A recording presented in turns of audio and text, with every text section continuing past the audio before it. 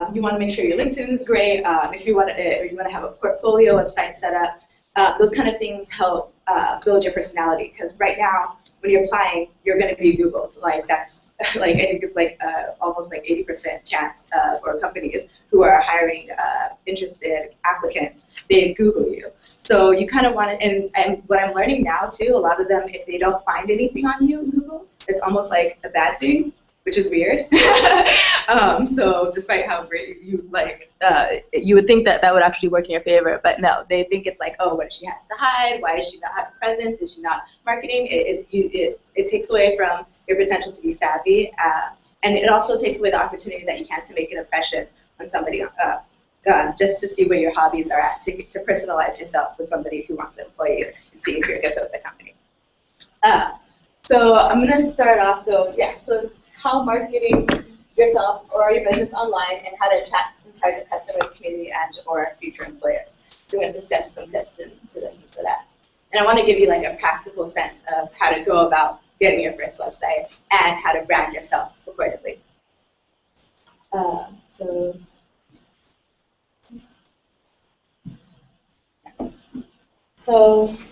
we're going to discuss the points of having a website, which we kind of touched on, free website resources, and whether you should use a free website builder or go to a paid designer or a developer to build your website, what to expect when working with a free website, and what to expect when you're working with a paid freelancer or designer, how much you should budget for a website, what to consider when building your website, all the different things that you should know before you approach somebody and say, I want to build this, or even when you go into your website, there's a lot of things that you should have an idea about before you put something online.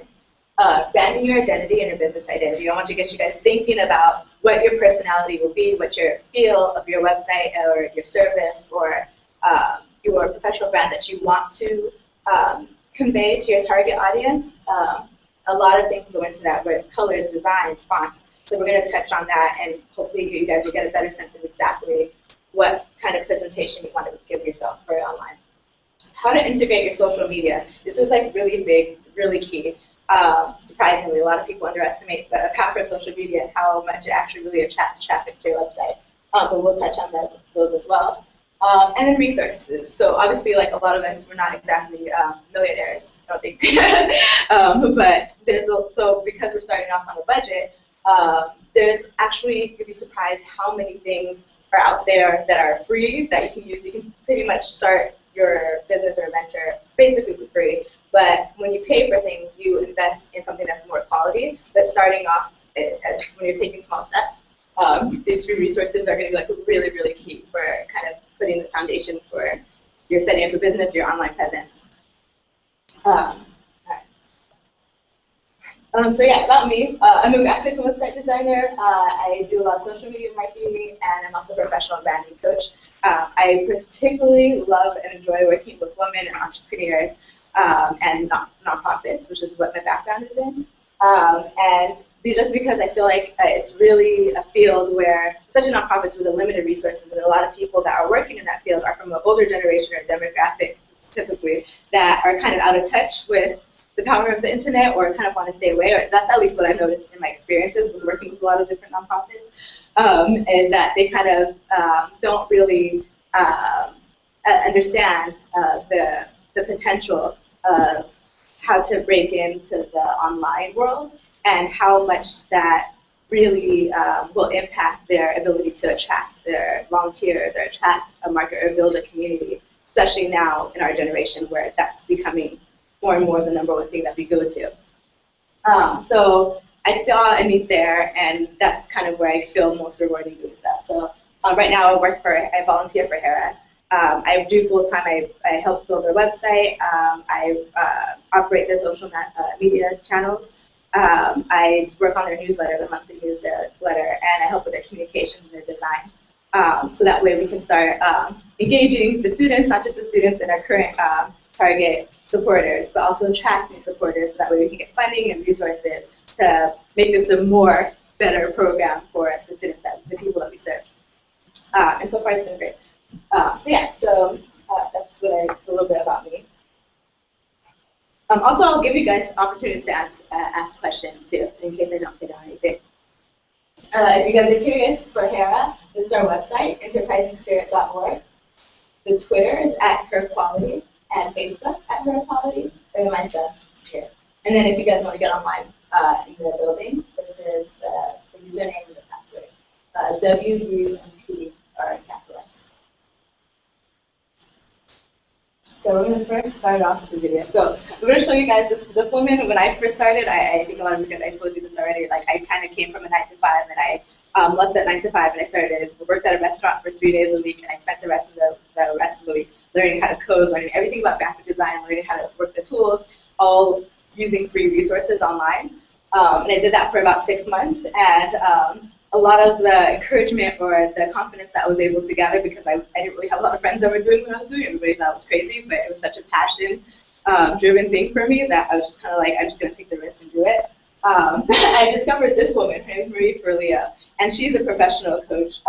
She started this off. She is also the same thing in terms of an entrepreneur, where she just started putting videos where she's giving advice to people, specifically women, that's her target, on how to start their businesses and how to be savvy about it when they don't have that support. So she kind of offers like free online coaching. So for those of you guys who are looking for support or for help, she's like a really, really funny, cool person to watch. And all her videos are like 5 minutes, and she answers questions like this: how to start a business with no money or tech knowledge.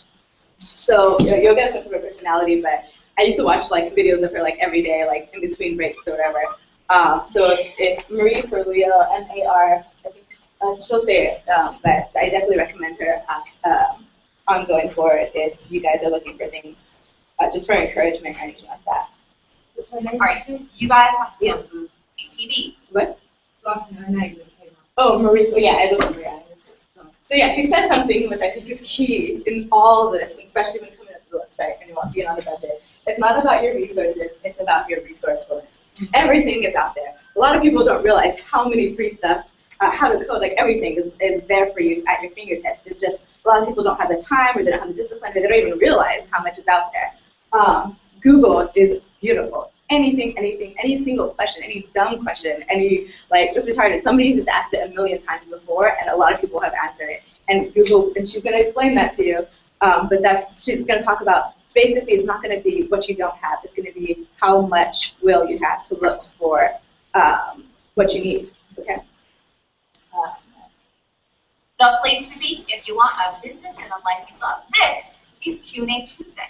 It almost sounded like this is so you think you can dance. But it's Q&A Tuesday, and today's question comes from Jane, and Jane writes, I'm here and ready to take on my new multi-passionate adventure.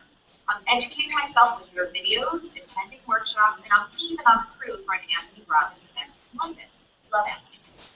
I'm starting to build my tribe slowly, and it feels great. More than great, freaking amazing. But here's my question.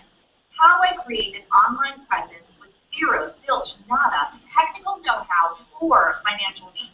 Thank you for your time, energy, and sharing your passions. P.S. Let me know if you have a fancy coming to London. That was a coincidence. Girl, thank you so much for asking this question, because you, Miss Jane, inspired the first ever PSA Tuesday. Have you ever wished you knew how to do something and not done it because you didn't know how to do it? This condition can be devastating, but there's a cure. It's called Google. It's a free website you can access 24 hours a day, 7 days a week, and it's helped millions of people recover from not knowing how to do stuff. Do you have friends that don't know how to do stuff? I do. Maybe it's time you told them to Google it.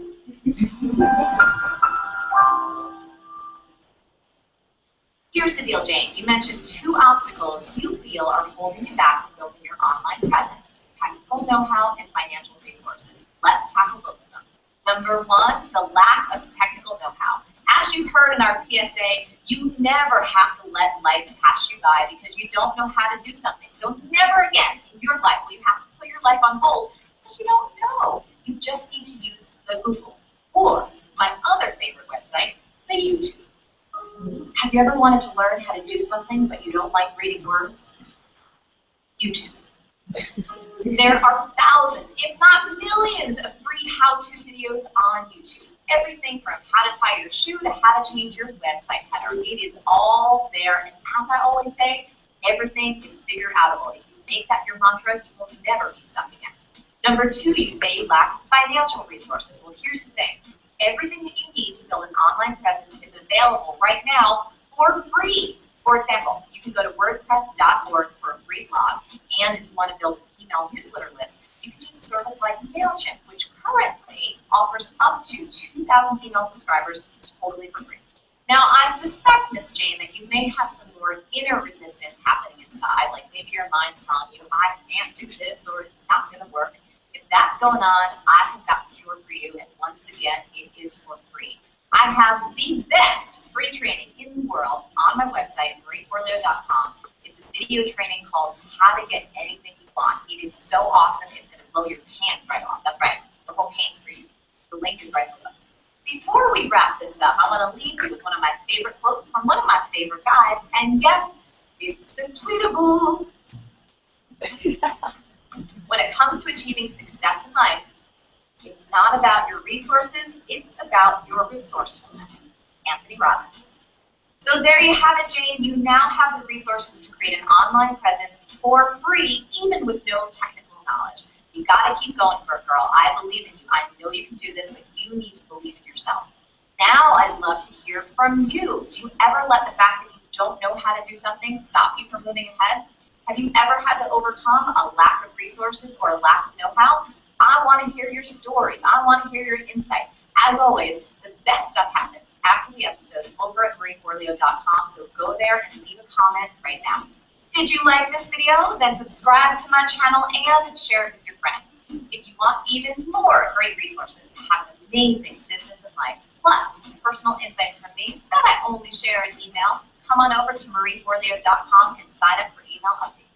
Now stay on your game and keep going for your dreams. The world needs that special thing that only you have. Thank you so much for watching, and I will see you next time on Marie TV. Is SpongeBob naughty? Is SpongeBob naughty? You know, my mom really loves SpongeBob. Now I know. She's funny. Anyways, so yeah, so she's like amazing. I definitely recommend it. All her videos are free on YouTube. She has a question for everything. She answers questions from people like us who are like, I'm confused about this or whatever, and she answers it in a really funny way. It's a few minutes. So what I used to do was prescribe myself to watch one video a day as I was like going on with my getting these skills. But I highly recommend her just for a good confidence boost. So yeah, so she touches on Google. YouTube also is a really, really great resource to learn how to do something. If you're a visual learner and reading it is not very viable for you, or if you have ADD like me and once you read a sentence, you're just like already on the next subject. YouTube is also another good way to learn, and it's basically a little training. You get to watch them as they're talking, and then, again, like you can just you can even play with it right now if you want. All right, you guys have to be on food control. So let's say how to build a website. All these videos, they're under 15 minutes, step by step. If you want to use a free website builder, for example, like some of the ones that we're going to be talking about, how to build a free website using Wix. So how to build a website with Wix.com, which is what we'll talk about later. So it's 17 minutes, you get to watch it. You can pause it whenever you eat while you're watching it. It's really convenient. So there's really no excuse. If you need to learn something and you don't have the money to pay somebody else at that time, then you can just take the time to do it. So some terms that you'll need to know.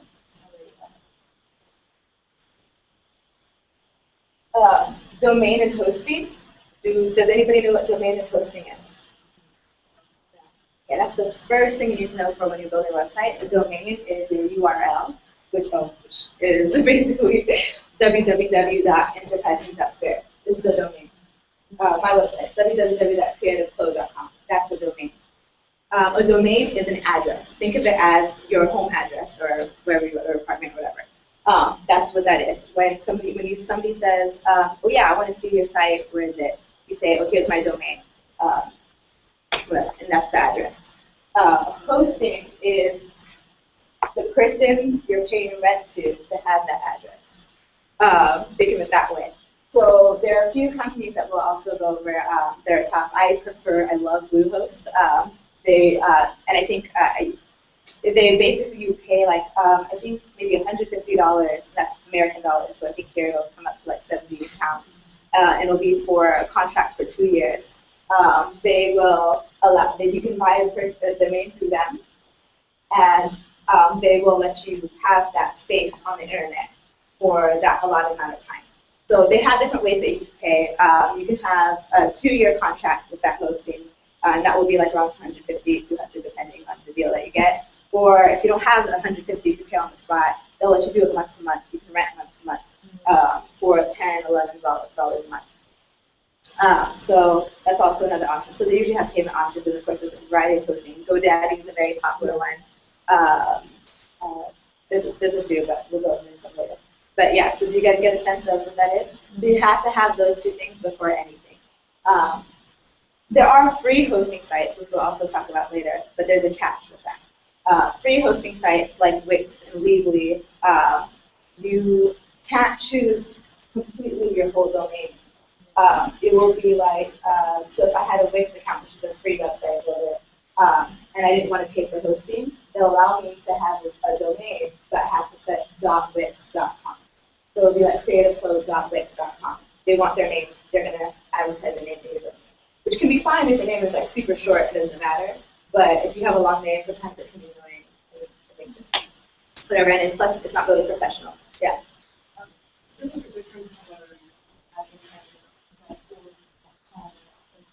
Yeah, it does. And so basically, I'll touch on that later too, but just while we're on the topic of but .org is more so for nonprofit. It's an organization. So when you want to show that you're not really for profit or you're more concerned about community issues or something like that, you look at .org. And that's the impression that we will get from it. .com is the most popular one. That's the one that anybody wants to be on, especially for a business, or if you just want to be super official as a blogger. .com is the number one most common suffix. And then there's also like .net, which is like if somebody has independentspirit.org and somebody has .com, so we'll just use .net. .net was like the third, probably the third highest and most popular one. So there's so much. Oh, sorry, that's for Americans. So in UK, definitely .co.uk. I think is the most popular one here. Looks like they opened a new one called .london, which is cool too. So and that's great if you want to market, your target market is in London. You don't care about the other city, then that's perfect for something, a business like that, or even a profile if you want to work in London only. That would be good for that too. And I imagine because that just came out, it's probably really cheap. But I think it probably is the price language there. .london, .co.uk. What else do you guys have? You'll notice for education, it's usually .ed. What? AC? Oh, AC. Yeah, I think is that for colleges too. Yeah. Yeah. Yes, you can buy domains. You can buy any kind of domain through any host. But I promise I'm not getting any money from Bluehost, but that's just my preferred what I've been using and what I really liked about them, especially when you're starting out and you're not really familiar with building a website or whatever. They have really, really great 24/7 customer service that you don't have to just access by phone or write email. They'll chat with you. You just go on their website and say, I just want to chat with somebody right now. And you can chat with them, and they'll literally help you go through everything. And that's been a really positive thing for me, because a lot of hosting sites don't really provide that much That was Bluehost.com. But there's a few other ones. I think that's something you can also Google, top 5 hosting in London, or something like that. So, but yeah, they were the number 1 hosting site at the beginning of this year, but I think they've dropped down since the last few months because all other hosting sites have come up. There's more competition now. There used to be only several, and now they're like a lot more. Yeah, so does that do most of your question? Okay, and I think I'll touch more about it later. CMS, the computer management system. So basically, if you have a website and you want to update the blog regularly, when somebody hands you a website and you don't, you want to have sometimes a system where you can continuously change the information yourself. And so it'll be like, so I'll show you like even for HERA's website.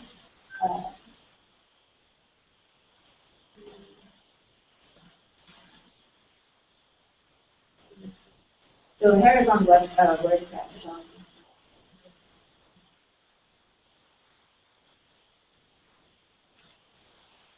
Oh, actually,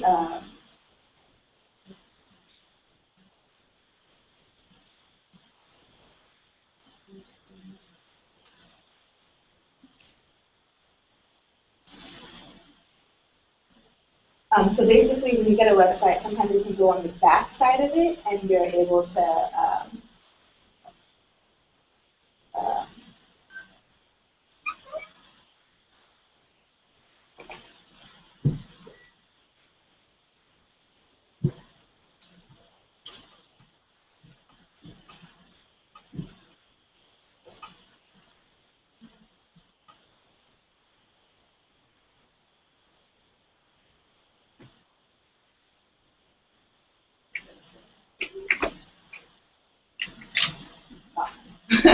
okay. Okay, so basically I'm fussy right now. They think that I tried to break in. So anyways, but I'll go back later. But basically what would happen is that you would go to a different side of the site that the public can't see, but only you have access to. And when you want to update a post or update a page or make changes, it makes it really easy for you. Like it'll ask you what page do you want to update. Just say I want to update this page. It'll give you the page and you can change it from there. And then press update and then look at the website and it will change. And that's a management system that is built, so something that allows that capacity is called WordPress.org. And I think that that would probably be the best when you're looking at a website if you want to be able to update blog or frequent, which is good because it ups your SEO. Let me get through the fundamentals before I get into that. But basically, okay, so. But it basically, the content management system allows you to be able to make changes in a very easy way. You don't have to know any coding or any tech. SEO is search engine optimization. Does anybody know what search engine optimization is? SEO? Okay. Some people are nodding, some people don't. Okay. So search engine optimization is basically your ranking on Google when somebody searches keywords that are related to your organization or what your website is, or if they're looking specifically for you. When they put your information on Google search, what number do you come up on the list? I think it's something like 98% of people don't even look at page 2. So when the search engine brings up the results.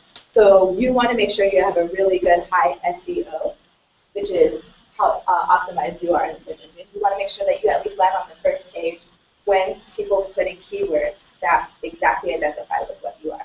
Does that make sense? Or just the higher the better. That's officially, it's invented by Google. It's completely directly related to Google. When you say SEO, it's more so the Google browser search engine that you want to be. That's what everybody sees.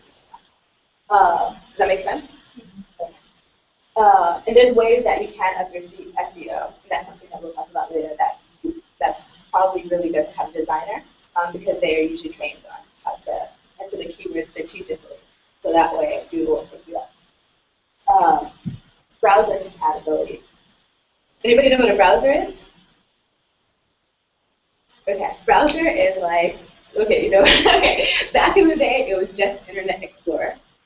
Now we have Internet Explorer, Mozilla Firefox, Safari, what? Yeah, now there's like several different browsers.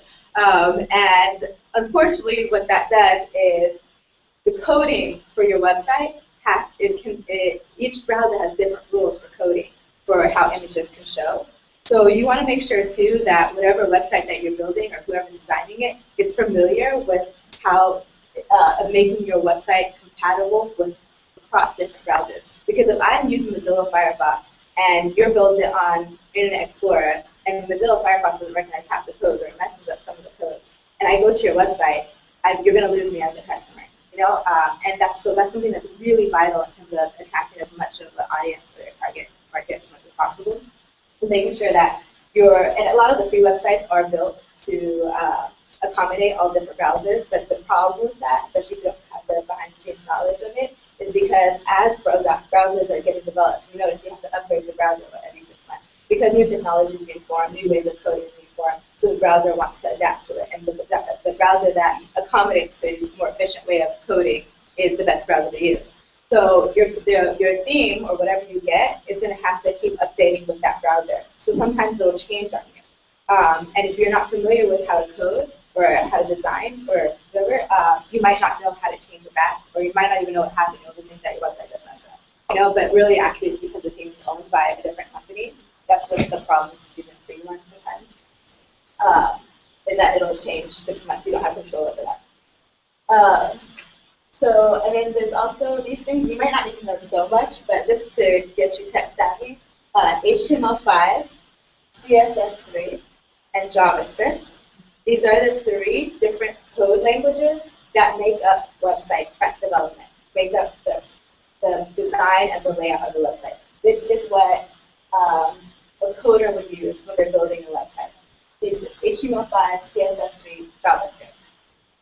HTML5 is very basic in terms of layering your website.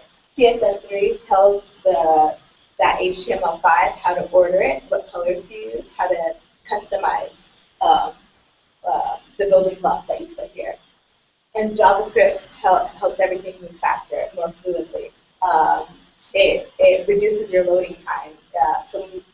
And it controls these 2 in the sense that it makes sure that when you open the website, it comes up immediately, or it's smooth. It determines that kind of fluidity. So you want to also make sure that the web designer or developer that you're ever working with is fluent in all 3. HTML5, CSS3, and JavaScript. Okay. Does that make sense? Did I lose a degree or about to open up? Yeah. Typography is also really important. Typography is basically font. Surprisingly, you would think, okay, font is a minor detail. It actually does change the feel of your brand, surprisingly, ironically. So that's also something that design-wise you want to take note of. And then the difference between a developer, a designer, and a programmer. Does anybody know that? Okay. Programmer, you don't need to worry about. Yeah, I don't think nobody's here has aspirations to build a social network like a Facebook or a Twitter. Do they?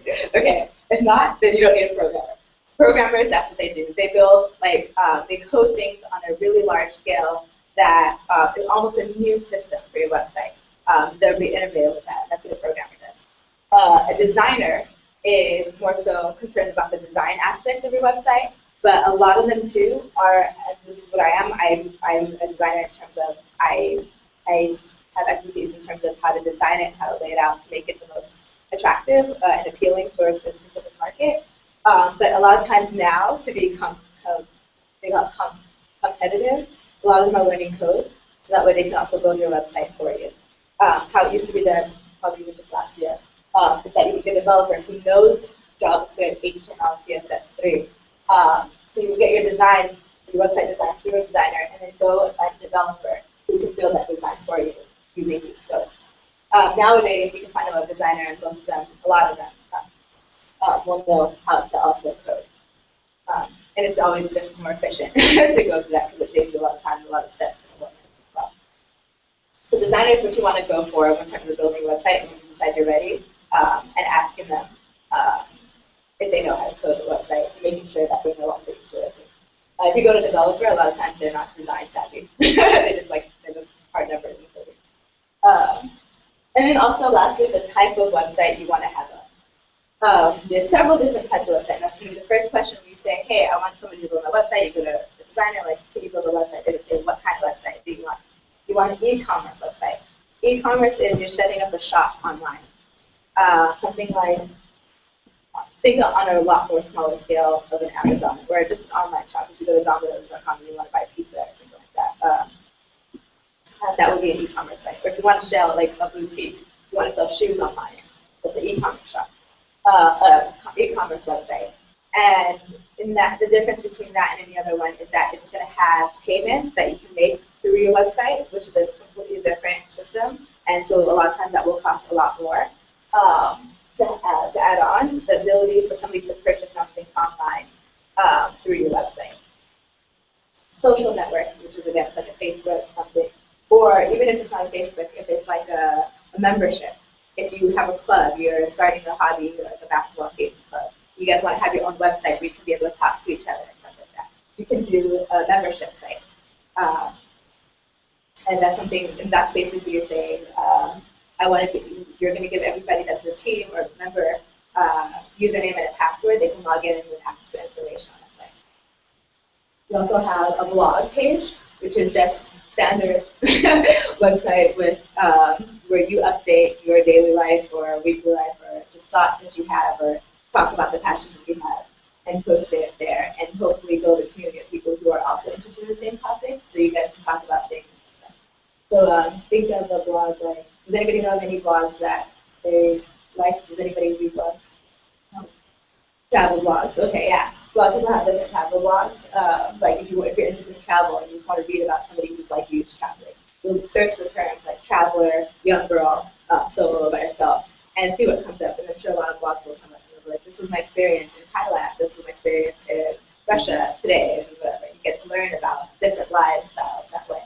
That's what a blog is. Portfolio. Portfolio website is like if you're an artist or if you're a creator of something, or if you're selling a service. A website, like for me, I am a designer, so I want to sell a service of designing, graphic design or website. A portfolio website for me is very useful because if I meet somebody and they're like, oh, I want to see the type of work you do, and if I like the type of work you do, then maybe I'll be interested in hiring you. So I can just take it to my website and they'll see the kind of work that I do on there. That's a portfolio website. You can put, if you're a photographer, you put pictures on there that you've taken. You can store them out, organize them by albums or themes that you're interested in. And so it showcases your work to your prospective customer. That makes sense. Any questions about any of these?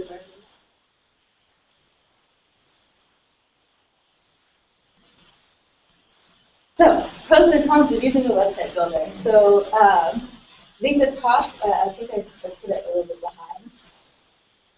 So here's the top UK free website builders. Wix is #1 right now.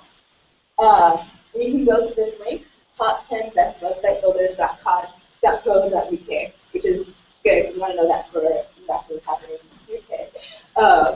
And you can see the providers here. This is just the top 4 listed. You'll see Wix is the #1. Weebly is #2. GoDaddy is #3. Moonfree, which I never heard of. That's #4. You want to pay attention to that. You also want to pay attention to how many people rated it. Because if it's #1 and 14 people rated it a 5+, however, this one has 203 votes and 203 votes all get a 5+. This one actually technically is a lot better than that. Does that make sense?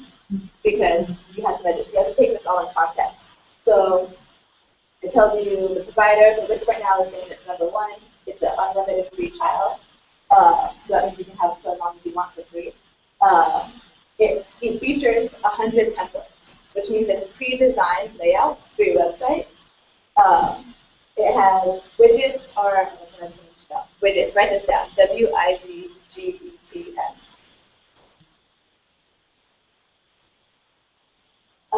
Widgets are little aspects of your website that do have different functions. So a contact sheet might be a widget. A social media tool bar, like to connect from the website, like the icons that you would put on your website, so that way when you click on it and go to your social media links, will be a widget. Contact me or like share this blog is a little widget. So little actions that a customer or a person will take on your website is put together. It's a widget. Does that make sense? And they're put together already for you, and you just have to plug it into the website versus somebody coding it from scratch. Multi-language, that means you could do English, Spanish, or a little bit. And a free Wix domain, that means you can get a domain for free, but of course it's going to say Wix.com. So actually this one has 614 votes, not 14, but let's try to give an example. Yeah, and then it has some notes on it. But yeah, so if you want to, I think using a free website builder is really, really great if you're just starting out, if you don't have a budget yet. Just getting something up in general, if that's all your focus is. You're not too keen, like you're not too worried about design or whatever, you just want something up, you just want the world to know that you're here right now. Then go to use one of these sources. And I think we're going to actually offer a workshop later in a week or so, or a couple of weeks, where we can walk you through, take you through Imperial Lab. You guys can walk you through your first free website on yourself, free. Yeah. If it seems like people would want to do that. So I'll go back to So the pros and cons of that is it's budget friendly. Most of them are free. You have about 70% control over the changes in your website. So that means you can decide where you want to put what, how you want to build it yourself, or not, you can't really build it, but where you want to place things on your website, how you want the overall layout to look. You can control that. You can just move it yourself. You can add the information in yourself. However, I say it's only 70% because a lot of these layouts are already pre-designed. So if the color of the website is pink, sometimes they'll let you change the color to like whatever color you want it to. Sometimes they don't. They say just take it as is. So that can be a good thing or a bad thing if you don't. But if you just find the thing that you feel works best for you as much as possible, okay. And so it's a great starting point. The cons, it can be time consuming, especially if you're like super unfamiliar with how to work a website in general, if you're not online very much. It's very limited design options, like I said. It's equal to more expensive long-term Okay, so a lot of these free websites offer you customization abilities, but then they'll charge you a higher price for it. So if you end up deciding, I know exactly what I want to brand it this way, I want to have this, and you have a full idea of what you want, it'll actually end up even being sometimes more expensive in the long run because they'll charge you for each of those additional widgets or plugins, like different features that you want to incorporate. If you decide you want to add a shop on it, they're going to charge you. If you decide you want to change your domain name, you want to take the widths out, they'll charge you $20 versus if you went to a normal hosting. Sometimes it's free or it's like $10. You know? So does that make sense? And it's not owned by you. So like I said, if the theme changes, if the person that created the theme decided that they wanted to, they needed to update it so it can match a certain browser, it'll change and it won't warn you. And you won't know what happens. So you have to kind of keep an eye out on it and hopefully you can sort it out. But yeah. Does that make sense? Pros and cons of using a website designer. You get 100% customization. Whatever you want, it's done. That you can decide that person will create it for you.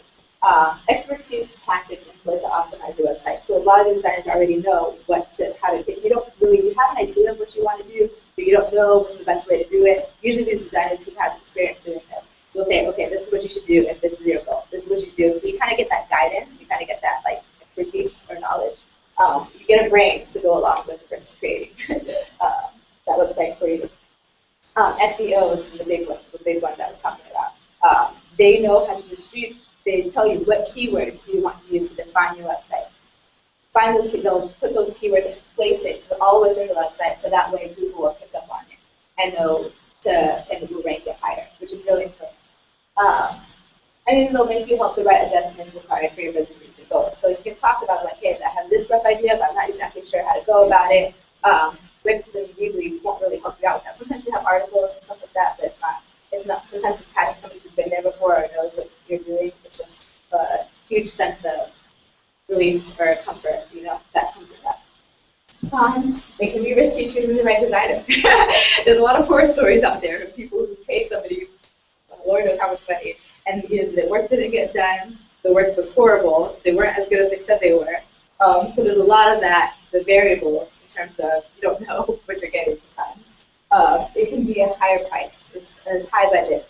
These people that are doing the website for you, they're charging you for their time, for the effort that it takes to go into building this website for you. A full website can take 2 weeks, sometimes full time, of all throughout the day doing something or designing something, putting it together. So they'll charge you for that time. So that can range higher. We'll talk about the budget also later. Also, sometimes they're working on their schedule. It's depending on how much you're paying. If you're getting something that's a little bit more budget friendly for a designer, they might say, okay, since I'm only working for this much, you'll get it in 6 weeks. If you're excited and you want this website in 2 weeks, sometimes that could be a little bit of a downer, but you are working on their time sometimes. Or if you have enough money and you're ready to be like, I want this website by a certain time, that could be encouragement enough to get somebody to do something by then. Does that make sense? Is there any questions?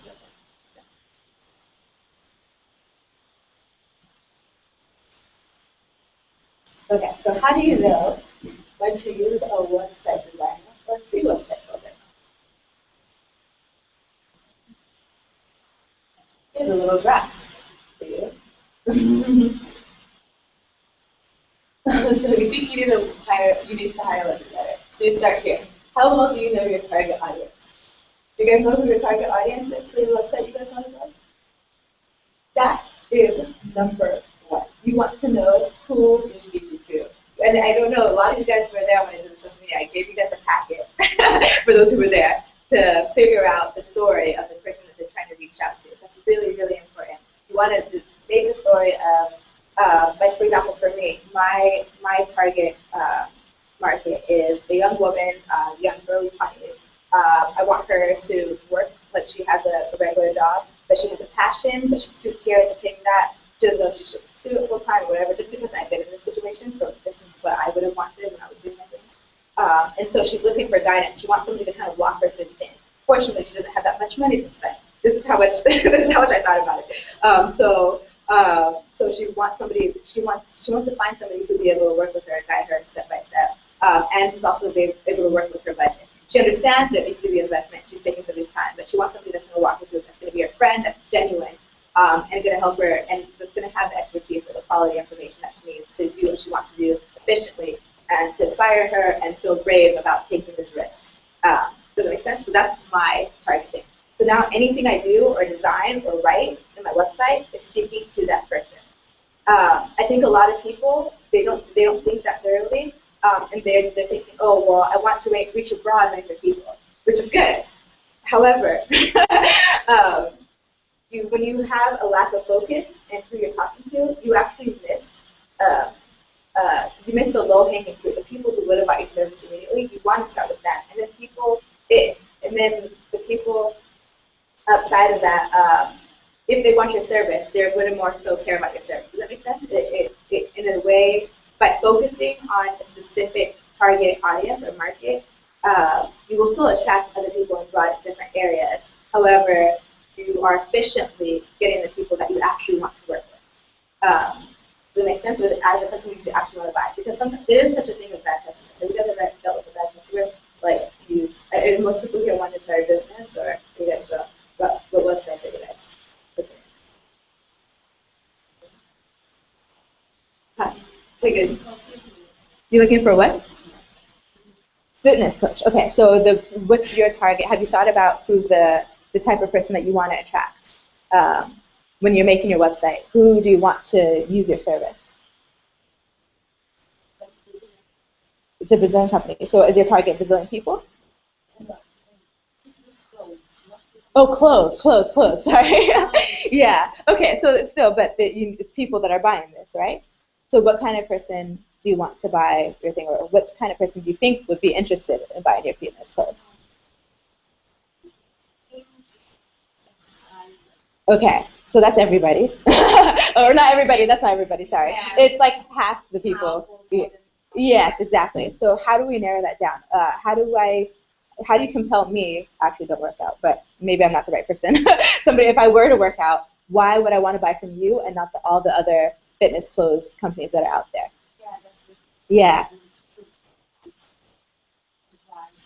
Yeah. So that's something you need to think about your target market. So you want the person, if the pricing, do you want to hire somebody who's willing to invest and willing to pay more for quality clothes, or do you want or do you want a woman or man? Like. Okay. Okay. And so the best way to attract somebody to buy your stuff is by speaking to a specific demographic. You have to identify your target market. People who are going to spend a lot of money on clothes, or even who are not looking to spend a lot of money. They want something affordable. Which person are you looking at? Which person do you want to buy from you? What is your pricing going to actually commit to? Because if you put high pricing of $100 for a shorts, and to you that's affordable, but yeah, exactly. You have to think about, okay, well, I want the customer that's going to think $100 for shorts is not bad as long as it's quality. Then you have to think, what would compel her to buy your shorts? Is she in need? So why would she want? Is she just starting to work out, or has she worked out for a really long time? So she's at the stage where I need something that's going to be more quality. That's the target. You have to think about that person. The person who's going to spend a lot more on clothes is going to be a lot more experienced in that field and is going to be looking for something. You know what I'm saying? So that way, when you write your intro on your website, you say, this is great quality clothes for those specifically who have been working out for this much long time. If you enjoy comfort, if you enjoy relaxing, if you know who your target audience is, you can use that language. It's going to be like, oh, and the customer like, that's exactly what I want. That's exactly what I need. She's probably speaking to me. I'm going to buy it. I'm going to feel compelled to buy it from you, and I'm not going to buy it from ESPN, who's maybe marketing to men, and they have the same shorts for $100. I'm not going to care because I'm not going to be that much more interested. I'm going to like yours because and I see you, and I'm like, oh, she reminds me of me, or I want to be exactly like her. You want to target. You want to think about your audience exactly, like what is their mindset when going into buying it, and that's what's going to get them to. That's what's going to increase your sales. When you buy for something, think about it. When you guys buy from a website, what do you look at? What makes you want to buy something? Do you see the models? That looks great on her. I want to look exactly like that. I need this dress from this specific company because I like the way that they always have these colors, or I like the vibrancy of it. It speaks to me because you're a person that likes colorful stuff. You know what I'm saying? And that's the target of the they're trying to attract. Okay. Does that make sense? Okay. Yeah. So basically, how well do you know your target audience? So at first you didn't really know, but now you know, okay, she's probably a woman who makes enough to spend $100, so she's probably a little bit more higher income. She's been working out for at least 10, 15 years. She's a serious exerciser. She really is interested in quality. That's the level of how much you should have. So if you say well-ish, I know it's a person that wants to exercise a lot, then okay, write down your ideal target audience number.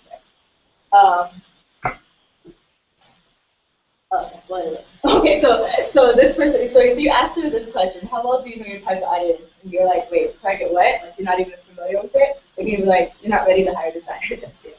Because the designer is really made to target, design your website to tailor and enhance your ability to attract your customer. If you say you know it well-ish, okay, well then write down your ideal target audience. And then you're like, okay, well what now? Yes, I think you're like, you got it? And you say yes. Or you say, no, I was bluffing, I have no idea what a target audience is. If you got it, no, hang on, it's kind of funny. Yes, does it look very similar to this? Female age between 18 and 16? Oh my gosh, yes, how did you know? Are you psychic? Okay, you're not ready for a designer yet. Because you need more detail to your ideal target audience. And you're like, oh no, there's loads more. So this person thought about it. They say, mine's name is, hers is called Sheila. She's a 30-year-old something mother of 2 who just wants to feel that her husband appreciates her. She likes bacon and shoes and wishes women magazine would disappear. She likes bacon and shoes and wishes women's magazines would disappear of their own hearts. On her Friday night, she goes to yoga with her friend Ben. They normally sock off the yoga in favor of the pub. Sometimes when she's alone, she's like, okay, got it. You got it. You know your person. Can you build the website yourself? How? Buying or hosting.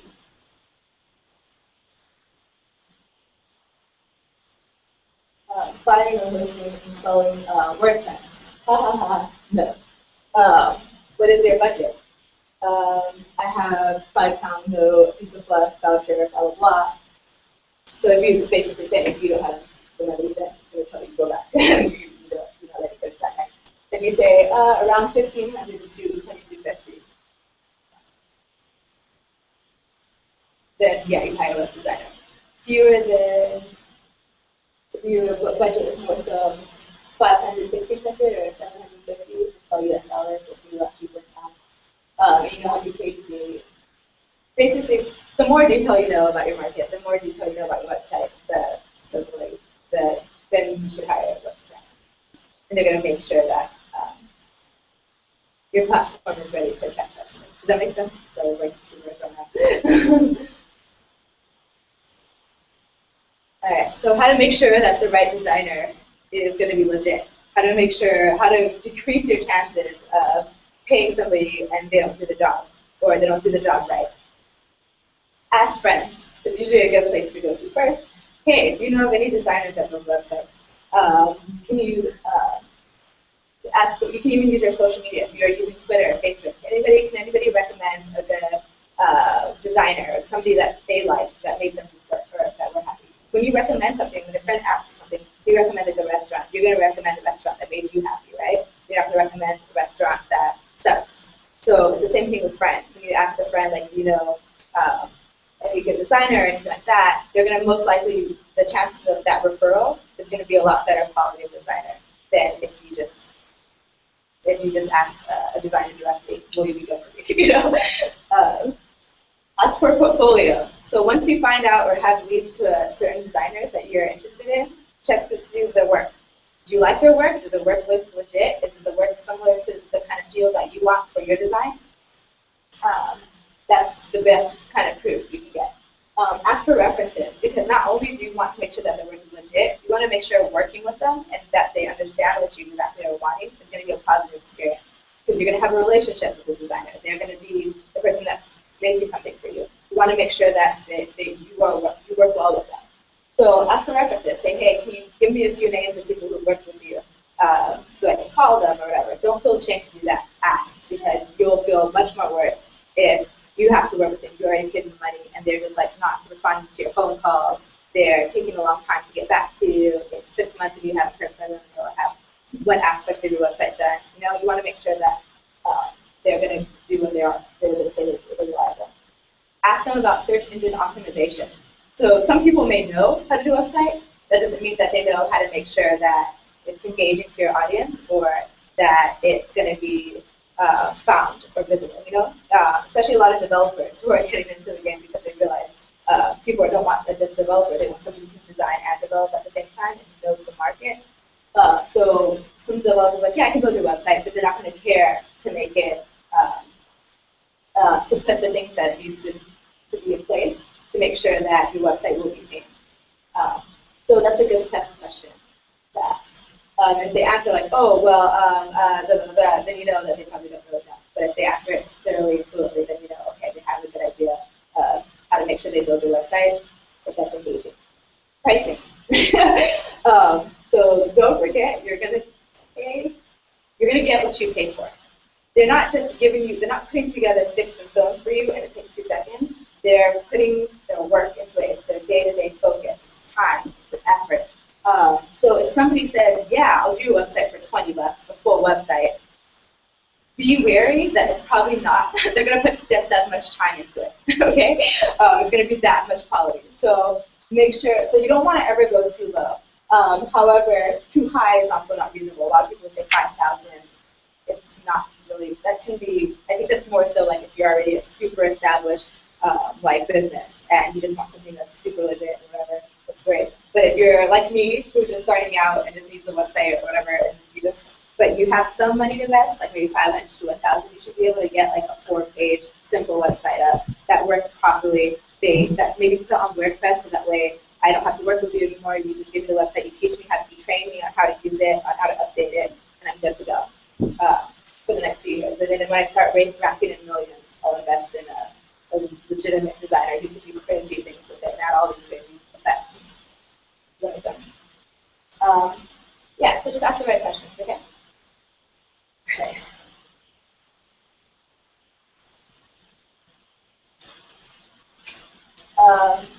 So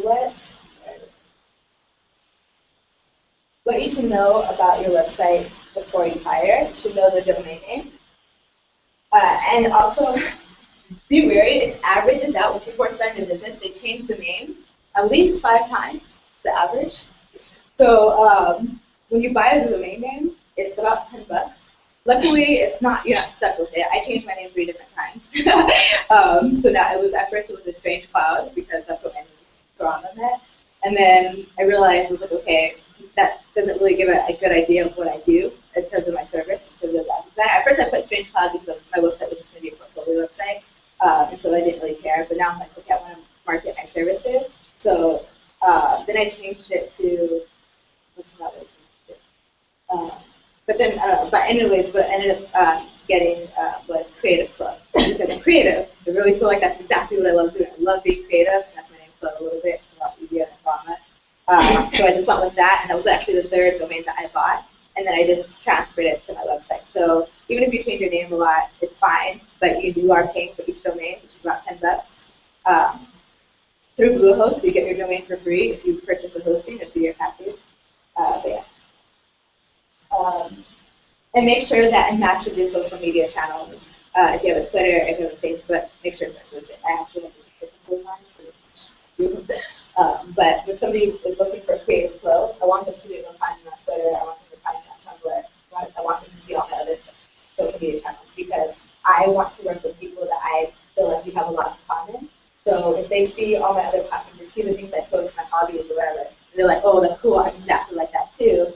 That's how I've been getting a lot, like most of my customers, they feel like they can relate to me. Like, okay, or they see that they were exactly where I was at a year ago. And so they want somebody like me to teach, like, to work with them. So that's kind of enhanced a lot of my branding and my efforts to time. But yeah, so, but if you still put creative flow, you still will come up on Google, but it's a little bit different. So your content, you want to make sure the content is exactly reflective of exactly what you're trying to market. That's also the biggest thing that the SEO will determine, how much what your content is actually reflects what you're doing or what your purpose of your website is, because they want to make sure it's legit.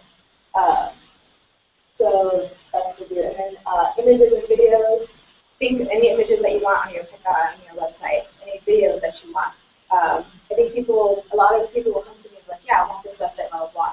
They have like no pictures. They have like, and I was like, okay, a website's not going to work with just words. You know, you have to have photos. And some people, you can purchase photos online of things and just random things. You can take photos yourself. You can hire a professional photographer if you want really high quality photos, or you can have a graphic designer design something. So make sure you have that stuff all together as well. Your branding personality. Get a feel for what your personality, what you want to convey is. And the best way to have the best, to attract the market that you want or to get customers is to make sure you know who you're marketing yourself to. If you're marketing to children, but your personality is very serious, don't have a serious website, you know? You have to know who your target is. I want to target children, so I need to make sure I'm a serious person. Let me make sure my website is very playful. Let me add color, vibrant, because I know kids love color. They love excitement. They love, drawings and stuff like that.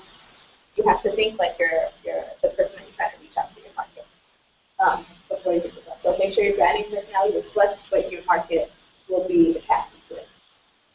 How many pages and what pages? You want a service page? Do you want a portfolio page? Do you want a blog page? Do you want a contact form? Do you want about me? Do you just need one page and that's it? Like, just, hey, no, I'm alive, that's fine. Like, how many pages? This is something to think about as well. And that also usually determines the pricing of the website. Static or content managed, we talked about it. Content managed, like WordPress, using a WordPress, which is a built-in system that will plug itself into the website that you have, and it will allow you to make changes without having to know code. Like Facebook, like how it has like fill in my status, like that kind of thing. It'll add that there to the website, so that way once it's done, you won't be able to just update your site. So yeah, the type of website we went over. Is it e-commerce? Is it brochure? Is it blog? And then your budget. For your budget, they have to be really realistic. If you want, we'll go next thing. Some people, because I know I'm targeting it for me specifically, there's a lot of freelancers, which I think you can get your best pricing. But that's also the variable in terms of the quality, because a lot of people can freelance nowadays, and that doesn't mean that they're going to be any good or not. So you want to make sure that those questions that we went over before, what to ask to determine legitimacy. But because for me, my target demographic is for young adults my age who may not be millionaires yet. I offer, my pricing is like maybe $500 to $1,000, but I offer payment installments to make it easier. So somebody who's not able to invest $500 up front, a lot of businesses will ask for the money up front. I know from my target audience, what's going to make them want to purchase from me is if I give options for how they can pay. Okay, what's your budget? I'll ask them first, what's your budget? My budget is $500. Okay, cool. This is what I can do for $500 to get exactly what you want. Then now that we have that set, how much can you pay? How much weekly? Can you do 3 payments of this every 2 weeks? Can you do blah, blah, blah? And so I'm that's because that's my market, that's the way I operate. However, there's different freelancers target different customers, and so we'll have different options. So you want to make sure that the designer or the person that you're working with is willing to work with a customer like you, depending on what your needs are. Okay? So starting point. So for budgeting, so you got a great idea for a website, the perfect domain name, and it's available. Yes, that's usually $10. I'll get a decent web hosting package, which is what we talked about, the hosting person that you can buy your spot on the internet for, with a good price. That's usually about $150 for 2 years. And $150, I think, cut that in half for British pounds, because I think it's $100 US dollars is double the price, the value. So 75 pounds. I'm going to use WordPress. WordPress is a free content management system. You can plug it in. And you can get themes for free, or you can pay for a premium fee for $40. So you technically don't even have to pay for a $40 premium fee. You can basically get a website and a management system and a free theme for a website for 2 years for 160, like about 80 pounds. Does that make sense? That's not too bad. That's all that you can do on your own. But something you need to think about is how your needs are going to change as you're growing. So as a starting point, this is great. But once you start growing and once you need to add more customizations and make more changes and you decide, oh wait, my clients that I've been getting haven't been this, they've actually been this. I need to start doing better to market to this group, or you're going to need redesign. So that's when you can hire a designer and they can ask them to redesign the layout for you, which is, you should be around $250, or you can ask them to create a whole new website. You want to get off Wix, you want to get a regular or real platform, then they can do that, and it's usually a starting point of 500. If you get, and the starting point, I say, is a full website, because these are all the different widgets or plugins of things that you need. If you want site membership and registration, this is like the average cost. If you want a newsfeed, like on how it is in Facebook, of all the new content you will put it up. If you want contact forms, if you want survey, if you want, email addresses for the donor and autoresponders, you can have to get that for free via Google. If you want newsletters, somebody to write your newsletter for you. Photo gallery. These are kind of like the basic prices. But don't be scared though, because again, if you find a freelancer, these are like more professional. If you find a freelancer who's willing to work with you, you can kind of do all this stuff. Like even if you have WordPress, you kind of don't even really need all this stuff. If you have a WordPress website, which is you just pay somebody to design it and they put WordPress in for you, you can get all these plugins for free. But you just have to navigate it yourself, which is not hard to do once you get an idea about how it works. So yeah, what the process will look like when you're working with a designer. The first thing you should do, they should meet with you, is say, what are your needs? You should get a sense, what is of every information about your personality, about the brand that you're trying to convey. They should have all the documents, all the writing. You should have what your about me is. You should have, because copywriting is basically the language that you put on your website that's going to make people interested in using it. So you should have the basics of that. Sometimes the designer, like for me, I'm willing to optimize the writing. If they just hand me the draft, then I'll go ahead and make sure I'll write it in a way that is, I know, most engaging for the market that they're reading to. Sometimes some of the designers are like, I don't want to do any writing. That's all you. You can hire somebody to do the writing for you, or you can just write what you can. Stage 2, present drafts, final drafts. So once I get from you, or once the designer gets from you, all the understanding of what your needs are, what your designs are, they'll draft some certain things. They'll draft a few ideas that you should be able to choose from. And from there, you say, okay, I like this, but I don't like this. I like that, but I don't like this. So we're able to pick and choose, and then from there we can finalize the design details and have something that you like. And then once you decide, hey, this is it, this is exactly what I want, they'll code it, they'll test it across all browsers, make sure you test it across all browsers, if that works. And then at the end of, once that's done and once everything is set up, they hand you the finished product. And if it's on WordPress, which they should do it on WordPress, always ask for WordPress, because you want to be able to manage it after they're gone. They should train you on that for free as well. Yeah, which I really is the CMS. And again, it's one of those things like learning how to use a that if you don't know it, it's kind of seems abstract, but after a while it is very intuitive. Maybe people don't know it. Tracking your traffic, Google Analytics, and conversion rate. So there's a free thing that Google also provides called Google Analytics. You can download it, you can plug it into your website as well. And so this is for HERA, so for the last week. So you're able to see how many people went to our website, how many pages they view. Organic search, organic search means that they search HERA online or on Google, and that's how they found us. And there's more too, which I didn't post here, but you can see what countries they come from, you can see what pages they click on, who referred us, blah, blah. So that's something to also pay attention to later when you have a website, if you want to track see who's coming to your website a lot, and then that way you can even target your information a lot more to them. Ask for Google Analytics. It's free to put in yourself. However, if you're not familiar and you ask the designer to do it, they may charge you like $50 or something. Again, use YouTube. How do I incorporate the Google SEO or the Google tracking device? Use YouTube, use Google. They'll tell you there. If you still can't get from there, do it. Or ask a friend. So if any of you guys are interested in learning coding, and I think it's probably one of those languages that everybody should know now, or start getting a feel for. You don't have to be well versed into it, but if you just want to know basic communication, like if you want to learn Spanish, you want to say hi, how are you, like basic stuff. There are some free resources that you can use. Basic Coding for Entrepreneurs is free at this link. And again, this is something I just Googled. I just put free resources there, free how to learn coding for free. And this website, the Hacker Best Resources to Learn Code, and I'll show you the presentation that I did once today. So, tells you the top 10 places to learn coding and all the different kinds of coding. For me, when I started learning coding, my first site that I used was Skillshare.com. It's a professor who teaches coding for a living. That's how he wants to job. And he put a course together for $15 online. And it's 57 videos. You watch all 57, and while you're watching those videos, you're making your website as you're going along.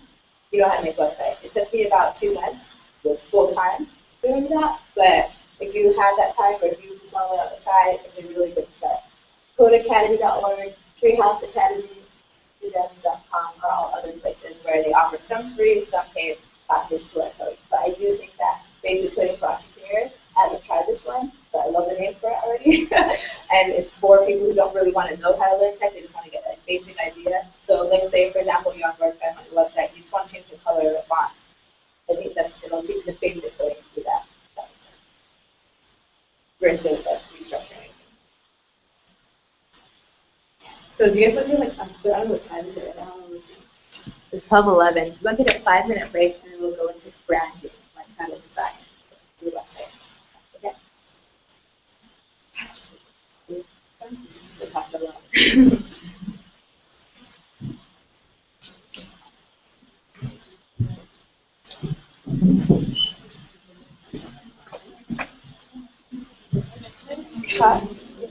Yeah.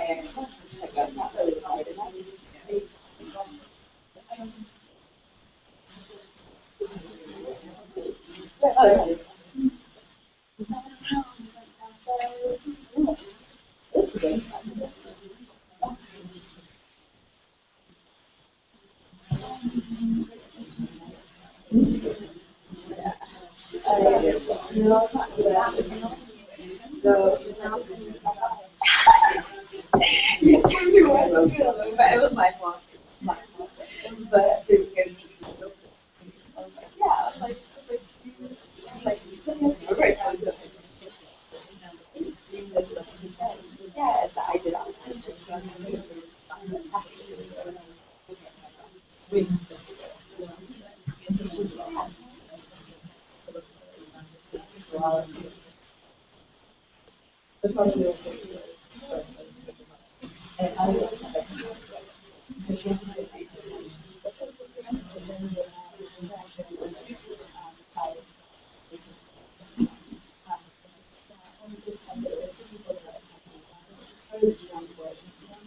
Oh, yeah, I'll send it to you. So, like, oh no, you can just forward it. I'm just kind of like, okay, yeah, okay. Okay, cool. And then she responded and she, like, sent it to me by email. So,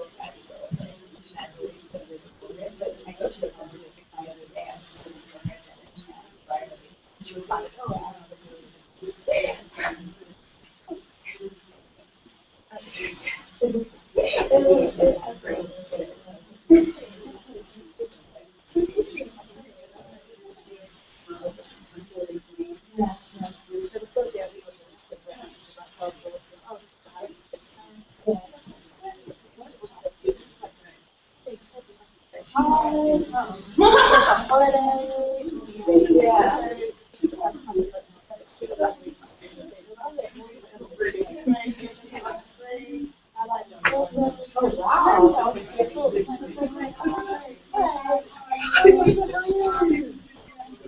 good. How are you?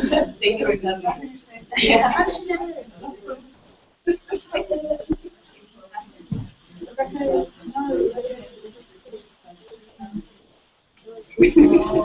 Oh, she should be fine.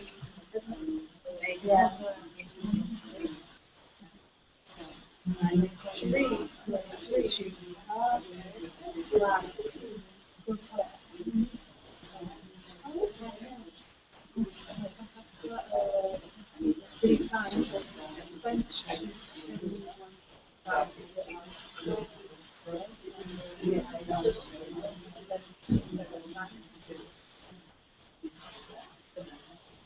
All you want just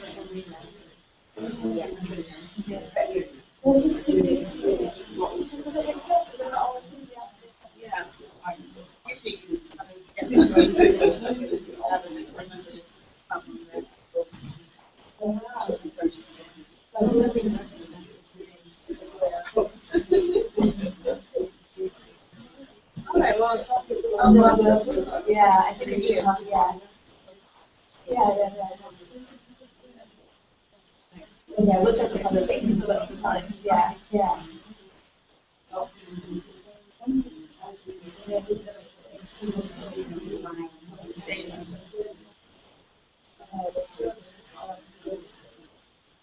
You can ask for it. Yeah.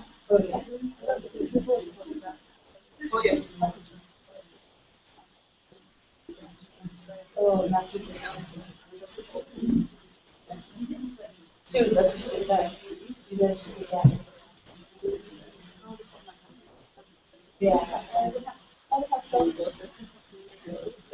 Yeah, exactly.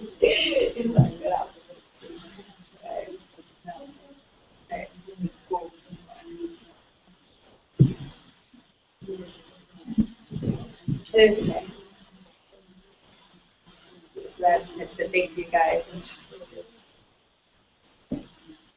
All right, we're gonna get started again. So we're gonna talk about branding. Does anybody know what branding is? Thank you for bearing with me. This is great. So, did you guys have any questions about the website stuff after that? Because I can answer any questions you might have. Those will do very well. So. All right, cool. So branding, for those who might not know, it's the process of creating a unique name and image for a product in a consumer's mind, mainly through advertising campaigns with a consistent theme. Branding aims to establish a significant and differentiated presence in the market that attracts and retains loyal customers.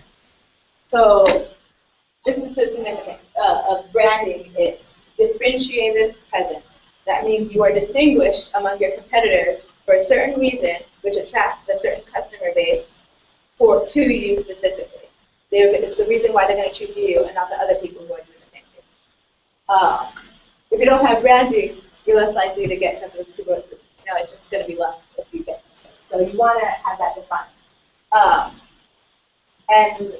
So what is your brand and overall message? What is it that your mission of what you're trying to do or what your service is? You start from there. How do you convey your services through who you are, your messaging, your product, and your communication style? How does this serve to attract your ideal client? Those are questions that you want to think about.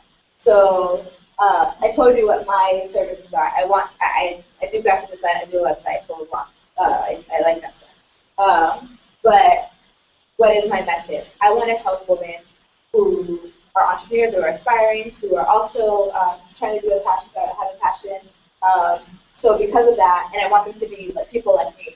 So that is going to tell me how to talk to people that fit that marketing. My messaging is going to be around, hey, but it's going to be more casual. So you're like, and I'm going to have a more of a personal friendship approach because that's what I'm offering. And I want people who are looking for that personal approach. Some people don't want the personal approach. Some people are like, I don't want to deal with you, just do something and get back to me. I don't have time to make friends. That's fine too. Or some people are just like want maintenance, but some people just want somebody to hold their hand to it. And people who want their people to be hold their hands are usually less experienced. And that's the demographic that I want to serve. So that's going to determine my communication style. I'm going to talk more casually. I'm not going to be too professional. I might say a joke here or two because that is my personality. That's what they're going to get from me in my service. I'm going to hope it's positive, and I want somebody who likes that. I want to deal with it. I don't want somebody who's going to be like, I want somebody serious. If a customer comes to me and they're super serious and they don't like the way I joke, it's going to be hard to have a relationship with them, and it's not going to be a positive experience for both of us. So this is also a good way for me to choose my clients. So that way I have a positive experience working. They have a positive experience in terms of the services that they're getting from me. So that's something you need to think about too, good that. How much of a relationship do you want with the people you serve? Just stuff like that. Components that help build this identity is the colors that you use, the logo you have, the symbol, the font, the photos. These things identify, when they see something like this with the color, they're conditioned to see you synonymous with it. So you have to be careful about what you choose, because if you have a logo that's really dark and really mysterious, but you are a bright personality, a bubbly personality, you might attract the wrong clients. They might think, oh, she's like this if they only see the logo, and then once they come across it, it sends a mixed message. You don't want to make sure that the colors and the logos and the symbols and everything that you use is synonymous with what your personality and what your branding is, in terms of what you want to convey. Keywords, slogan, motto, messaging. Again, so words that you use. What is the demographic that you think that are going to resonate the most with you? What word?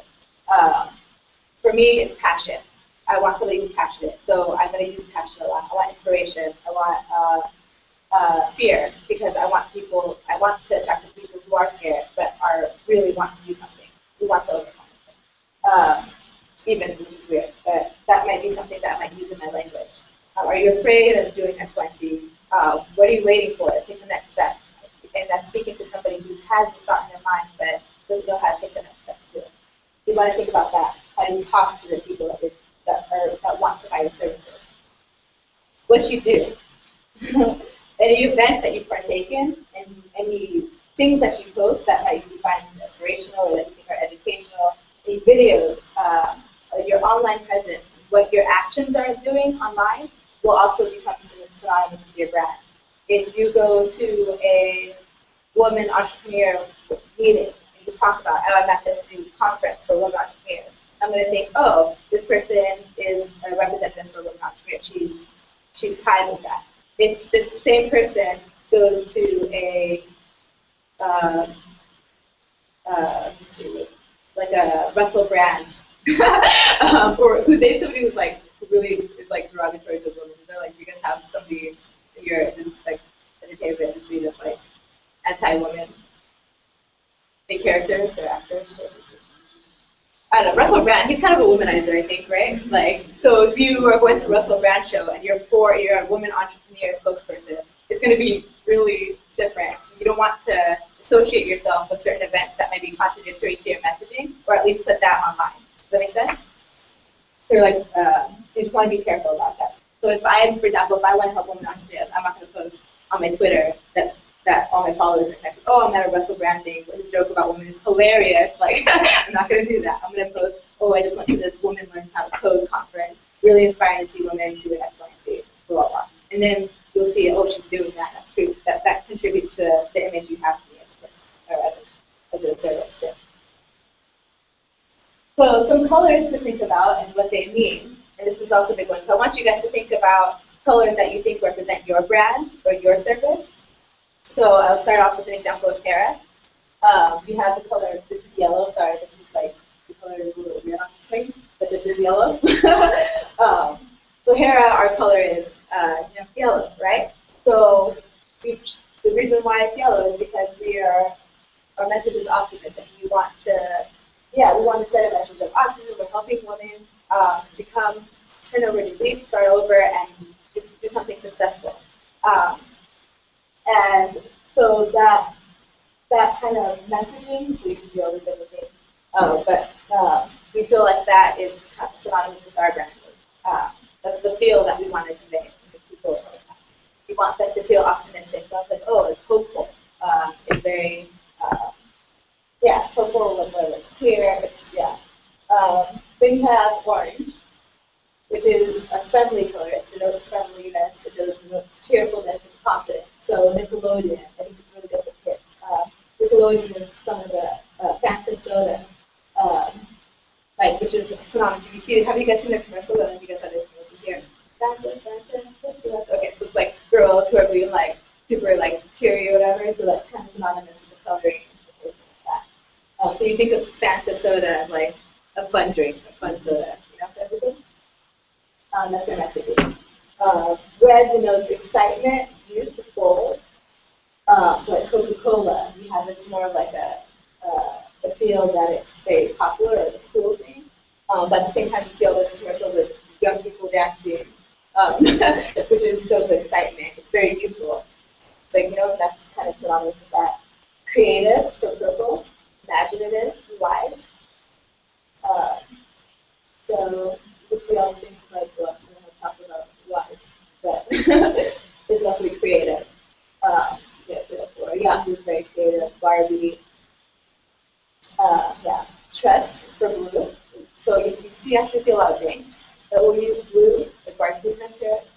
People don't just watch people, but that's because they want to feel trusted. Who do we not trust the most? Banks, right? And lawyers. So if you're a bank or lawyer and you want to try to fight that stereotype, you might want to incorporate trust or blue into your logo or your design.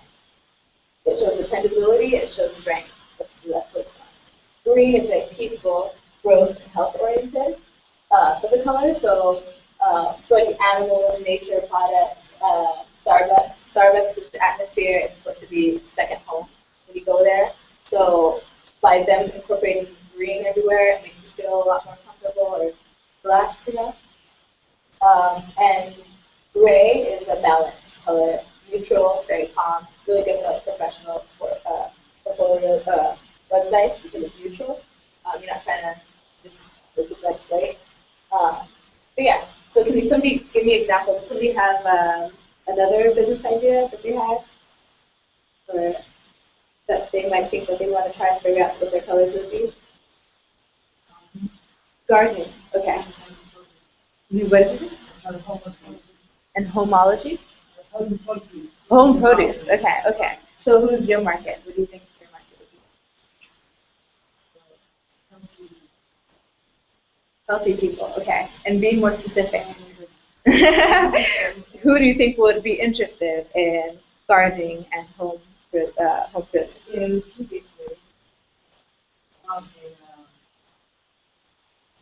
Yeah. Yeah. So no.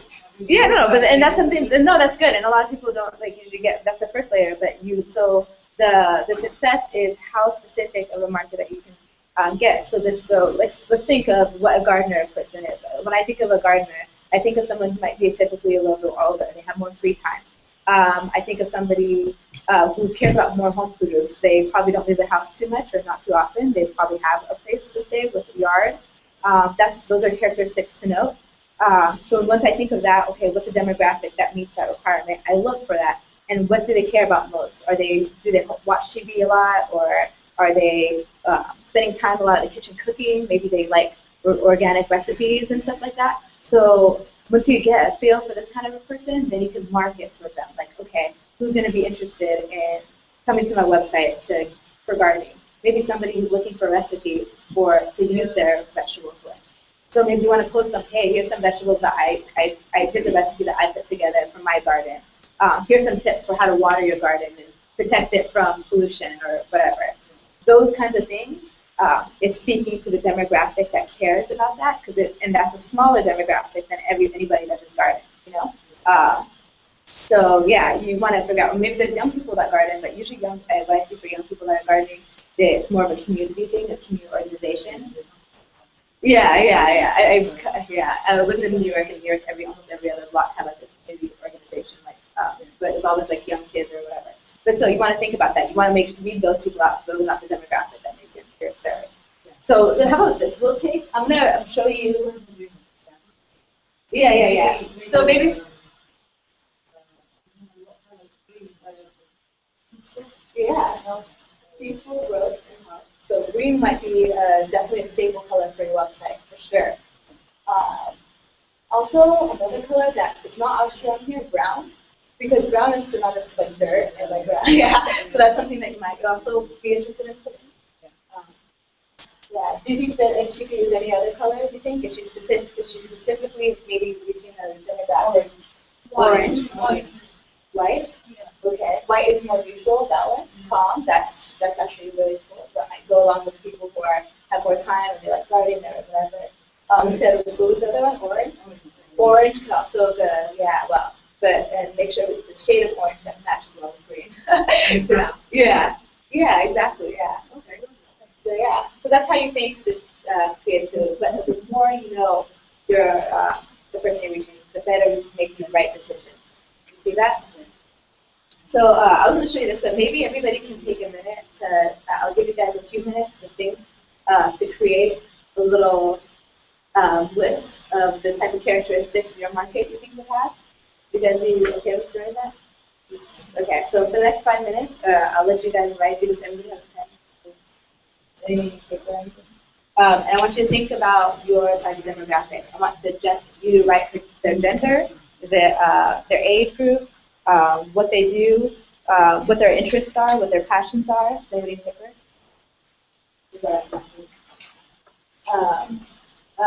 Maybe where they live, what type of place they live in. Yeah, their interests, where they live. Think about the area they want to think about. Yes, for your specific color. Yeah, so answer these questions. So let me rush this out.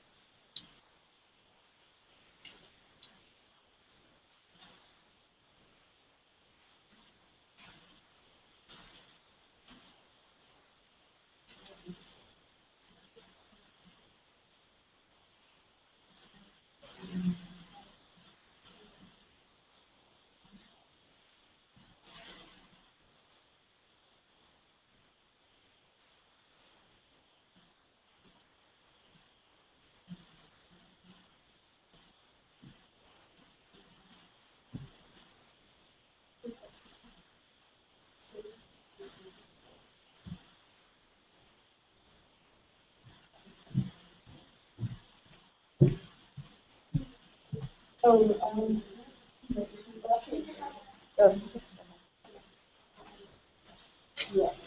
Sorry.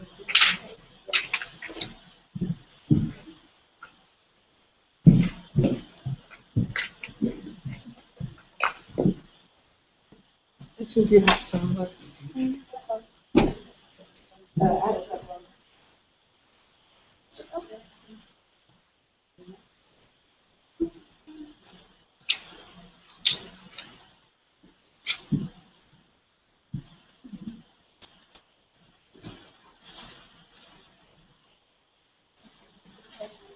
I'm going to do this.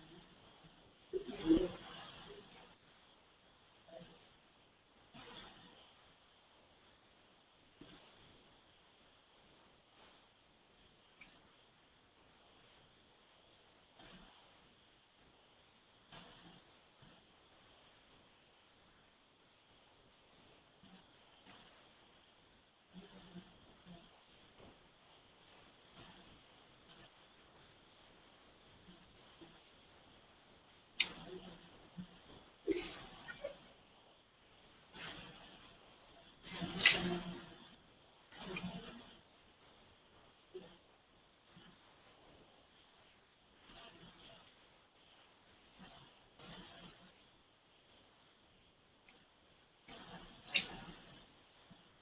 anybody needs help thinking of something, I can help them.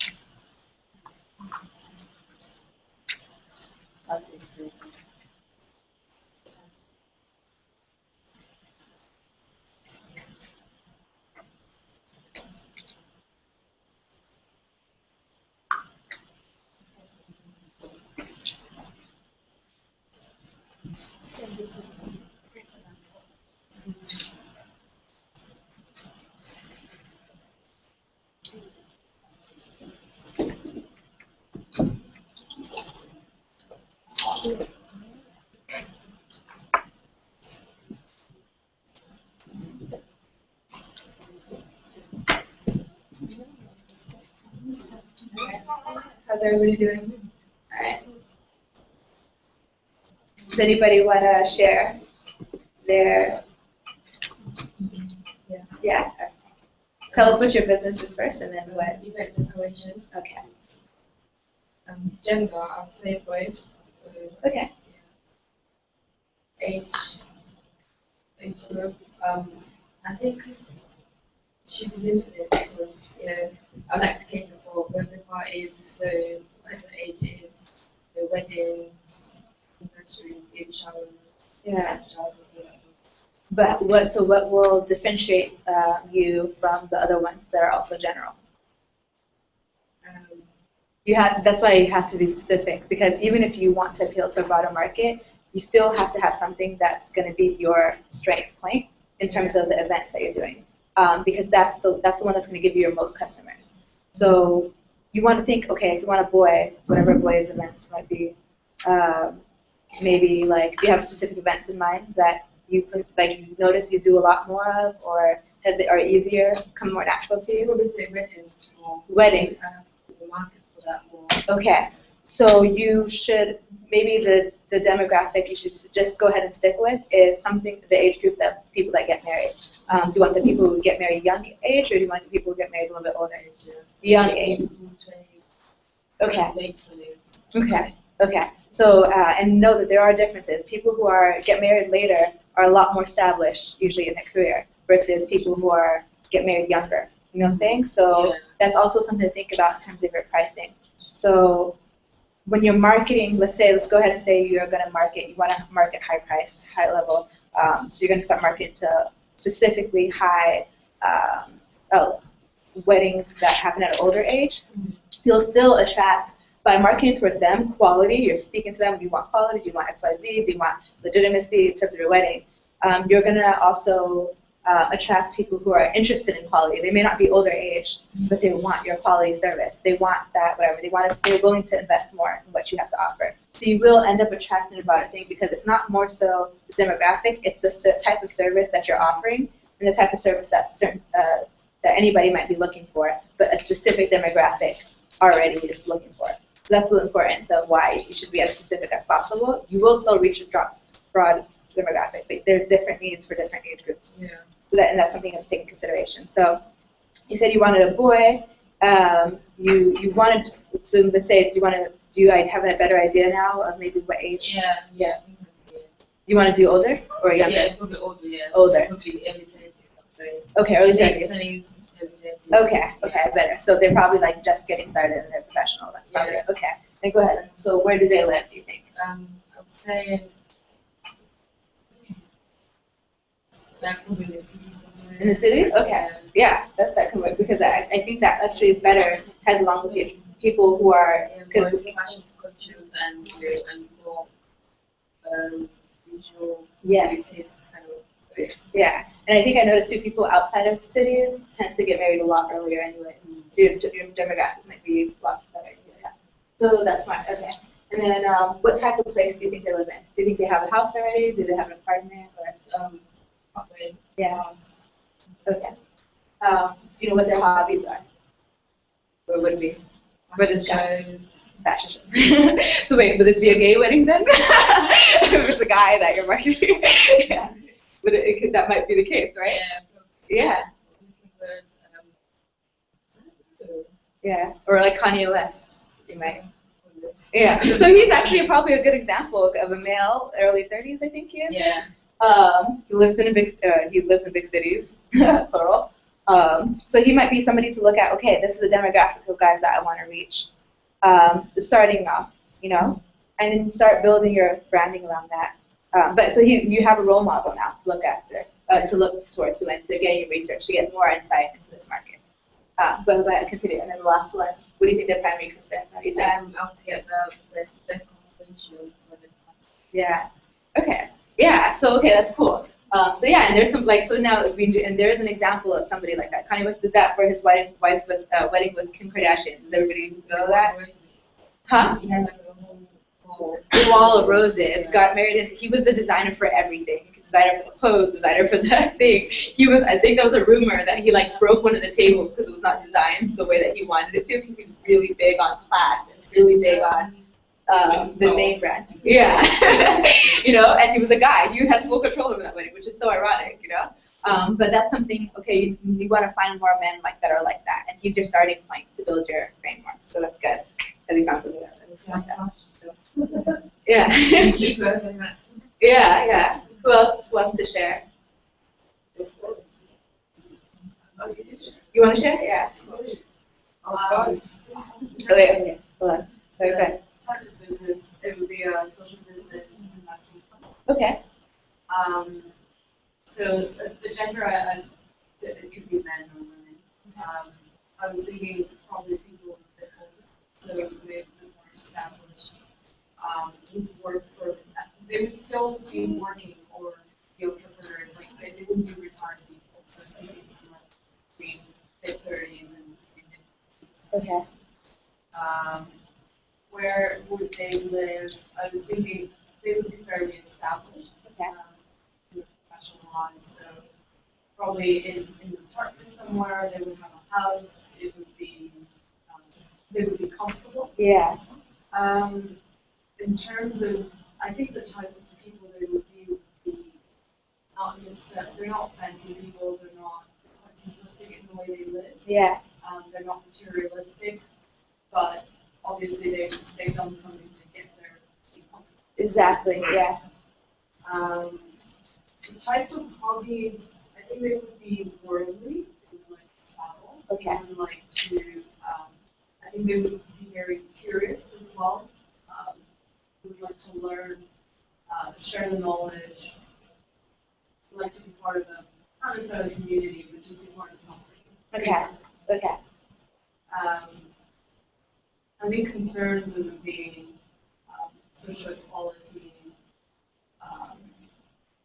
making the world a better place in a certain way, contribute to society, be able to share what they've learned in their professional careers. Yeah. Okay. Okay, and I do think that so that's a really, really great, that's detailed and that's good. I think for the gender, you do have to pick one. Because the thing is,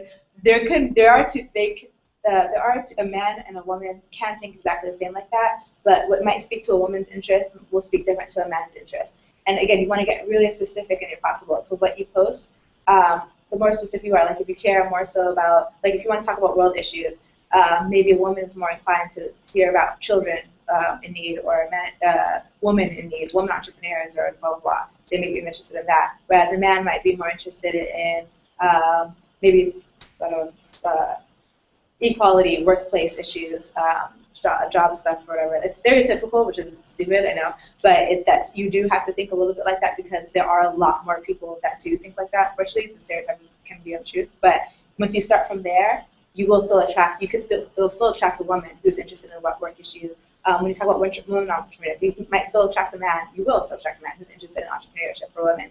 But it focuses your content and it focuses your messaging to a service that's tied with what you guys are doing, or with what you're doing. So if you're a woman entrepreneur, you might actually just in general might attend more women entrepreneur activities or events. So that's the stuff that you're putting out. And if you focus it like that way, you can also put your colors in that way, and blah, blah, blah, and you'll attract more women who are in that same demographic.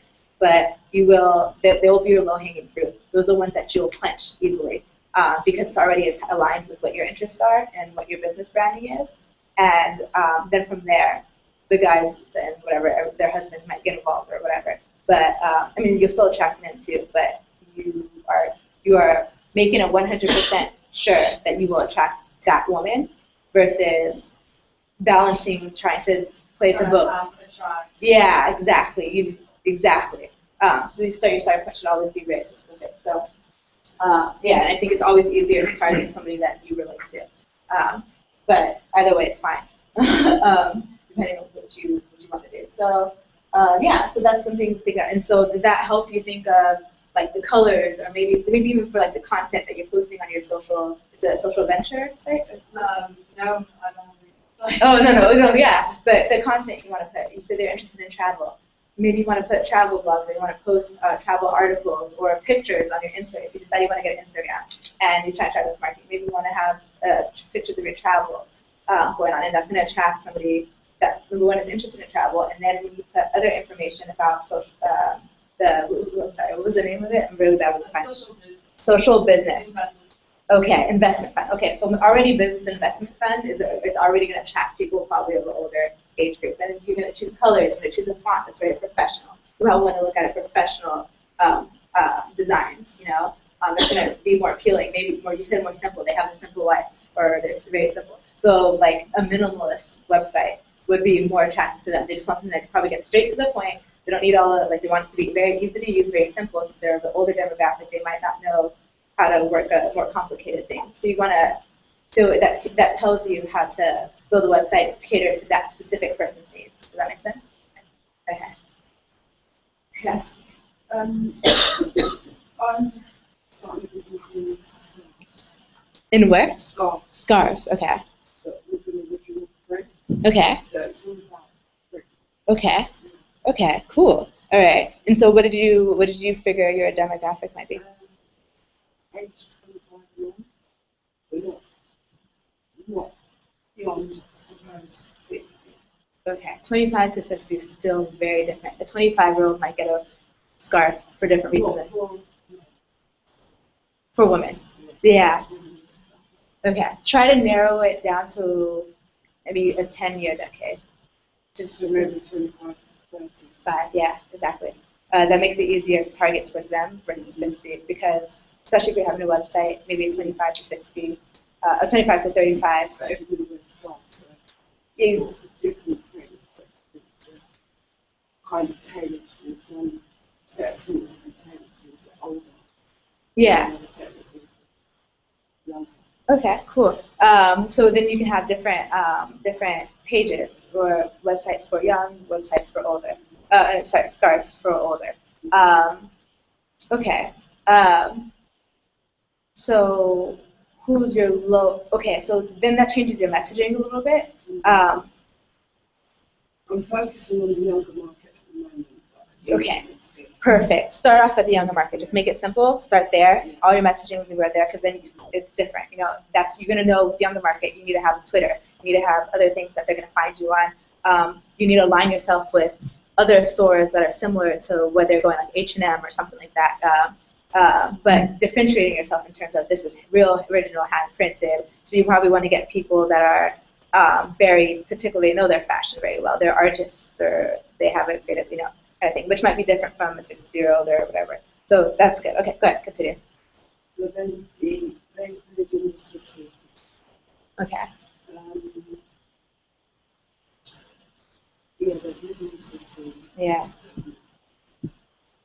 Major cities, kind of. Cool. That sounds The right. problems would be travelling, socialising, wanting to be current, Yes. up to Yeah. fitness, looking good, that kind of thing. Okay. Yeah. Cool. Well, that's actually really cool to have a fitness angle of it also, because then that's also that was going to differentiate you from a scarf maker, from any other scarf maker, whatever. You're advertising original print, and specifically for people who like to exercise and might need a scarf while they're jogging. Well, but if you start that way, It's kind of like more like a luxurious piece. Yeah. It's more, I'm sort of trying to tailor it that kind of way. It's a Yeah. design piece as opposed to yeah, which is design. yeah, but maybe that's something that you want to align yourself. But I think having that niche, that target of fitness, is what's going to separate you from being like people are still going to come to you for stars. I may not be a sports person. I don't exercise, but I still go buy exercise stuff sometimes, But it's more so. But the people that are going to be coming to you, you have loyal customers. That's what you're trying to attract. Loyal customers versus just a random one-time customer. And a loyal customer is going to be somebody that identifies with your brand, that you can speak to directly, and that you will have, that will also refer you to others who are like-minded. So when you say something like fitness, when you want to target a fitness group, especially since that's so different from stars, but you want to target fashion-savvy people who exercise, that's a niche that I don't hear of anybody saying it. So as a fashion person who's colder, especially in London, which is a big city, and I care about how I look, and I want it to look good, and I want to design, and I know I'm going to go out for a jog, but I'm going to get cold, you're the person that I'm going to buy my stuff for because I know it's tailored to people who think like me in terms of fitness versus going to an H&M and just buying a random scarf. Does that make sense? Yeah, but that's where your market is. That's where the bulk of your customers are, and where they're going to be loyalty to you, is because you appeal to their fitness passions as well. I sort of saw it as because obviously where I live, Yeah. people are very fit anyway. Yeah. So, and then they're out socialising and drinking. Yeah. Yeah, so target that group. Fashionable stuff. Yeah. You can do so much, can't you? Yeah. Go out, like, it's not cold now, but I never start or Yeah. Yeah. so But you would now because it's one made for it.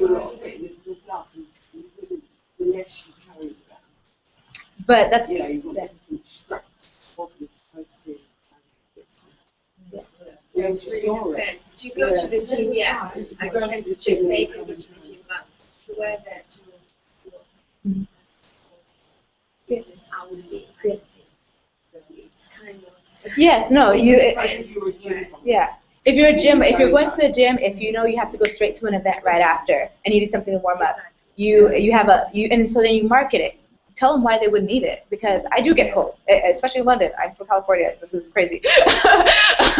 So I want to know that if I do go running, let's say I want to take my running, I know a scarf is not helpful, but in this case, it's so cold, I kind of want a scarf that will be able to feel lightweight. Maybe you'll create a lightweight, easy scarf, short, that I don't have to worry about.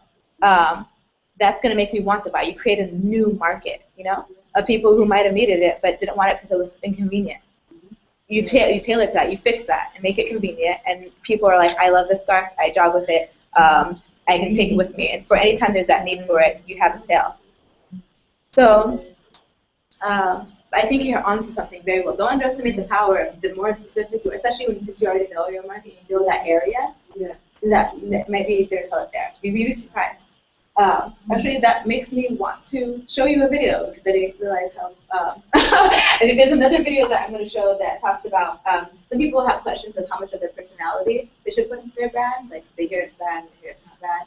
But I do think that what might be more relevant is how to target your thing. So we're going to watch another Marie Forleo video, but she talks about why it's important to specify who your market is. Sorry, can I just say very quickly? Yes. Registration. So mine will be basically for women. Yeah. Under 18. Okay. Naturally, Okay. there are lots of females that are very, very big. Yeah. So basically, they will be on the city Okay. or in the city and also by the beach. Okay. So, Nice. yeah. And also the hub will be involved in everything, all the activities, Mm-hmm. outdoor sports, outdoor, indoors, Okay. in general, all the activities in general. So the primary concerns would be mainly food and Yeah. Yeah. and it should be very comfortable. Yes. Clothes with material, Yeah. and also a little bit. Okay. Yeah, they want to look stylish, so that's a really good thing. And I think that beach angle too, specifically, you can market it. Maybe a lot of the imagery you can use for your website is beaches. You can the colors for your logo or something could resonate. Something with like Do you think the red yeah, would be more? red would be perfect because you're doing more that. just a- Yeah, exactly. It fits that thing of excitement, bold, and youthful. So what is that? Yeah, that actually would be perfect. And I think, especially if you think of other Coca-Cola, that they kind of target that same demographic as well. They use a lot of beach commercials. So I think you're onto something. There's a connection there. 15-year-olds are young people under 18. Like to go to the beach. They like to show off their bodies, so they want to look stylish. They're willing to invest. Usually people who have the time, or young kids who have the time to go do that and go on the beach and show off. Okay, even not with some people, they don't really like to go out to gym, but they really like to walk Yeah. with their fitness Yeah. clothes, Yeah. trainers. Yeah. Just to go for shopping, Exactly. or to go to a park, or to take the kids, just for to do something. Yeah. That's what I think that I observe also. Perfect. Okay, cool. Yeah, so then that's a great way to think. So I think red definitely captures that. If you wanted to add a second color, And then maybe the creative. creative. I don't think you know what? I actually would say, and some designers do a good job. I would add like a silver or like something that makes it feel like luxury. Like when you think like luxury, you think of like a platinum color along with the red. Does it make sense? Or like something that will make it feel very not too colorful. Yeah, exactly. Because the red is already very bold and whatever. So you want something that will neutralize it, but neutralize it in a way that makes it feel like it's a luxury kind of a thing you want to feel sensitive. So maybe even a black, like a black is something that I think could line it or something. But the colors of the clothes would be a little bit yeah. So just not to be too much. Yeah, maybe not too. Yeah. So yeah, that's something to definitely think of. I think, but I think you're definitely, or maybe you're just sticking with red and white or something like that. Yeah. Okay, cool. Can I? Yeah. Oh. Yeah, my one is a healthier beverages, like coffee, hot chocolate. Okay. Yeah, and I'll be targeting, I am targeting Yeah. middle age, elderly, and I don't really mind people from 18 years. Okay. Yeah. But the elderly is your niche right now. Yeah, Everybody's gonna buy anything. Yeah. But yeah, your focus. Yeah, and the gender is very both. Is the only healthier beverages. Yeah. And the age group I haven't finished yet. Then where they live. Yeah. This year is gonna be it's a global thing. Okay, but different areas have different needs. So there's more people of what you're looking Yeah, because why? Because everybody drinks tea, everybody drinks coffee, world, whatever in the whole world. Yes, but you still have to specify, because Twinings drinks sells coffee tea, but they still have a specific market that they're reaching to. It's people who don't drink tea that much, actually. In America, that's usually the case. I'm not sure how they are here. But you still have to have even though everybody drinks it, you have to have something that's going to differentiate you from the rest of the competition. Mm-hmm. So who would buy from you? Specifically just from you, because they can't find what they need from somewhere else. Who are your loyal customers within the group of everybody that likes to drink tea? Why are they going to come to you and not Twinings? Yeah, because of the healthier benefit over the product. Yeah, that I'm yet to tell them. Okay, so let's say health benefits. So I think your starting point of just focusing on elderly at this point is fine, because there's a lot of like what's it like the elderly juice, like cream juice or something like that people drink? Ensure? Do you guys know Ensure? Plus one. This is so hard when you know like the UK companies. So I think well, in America there's this Ensure drink that's it's like a protein shake, whatever, but specifically for older people. It advertises vitamins and minerals that older people need.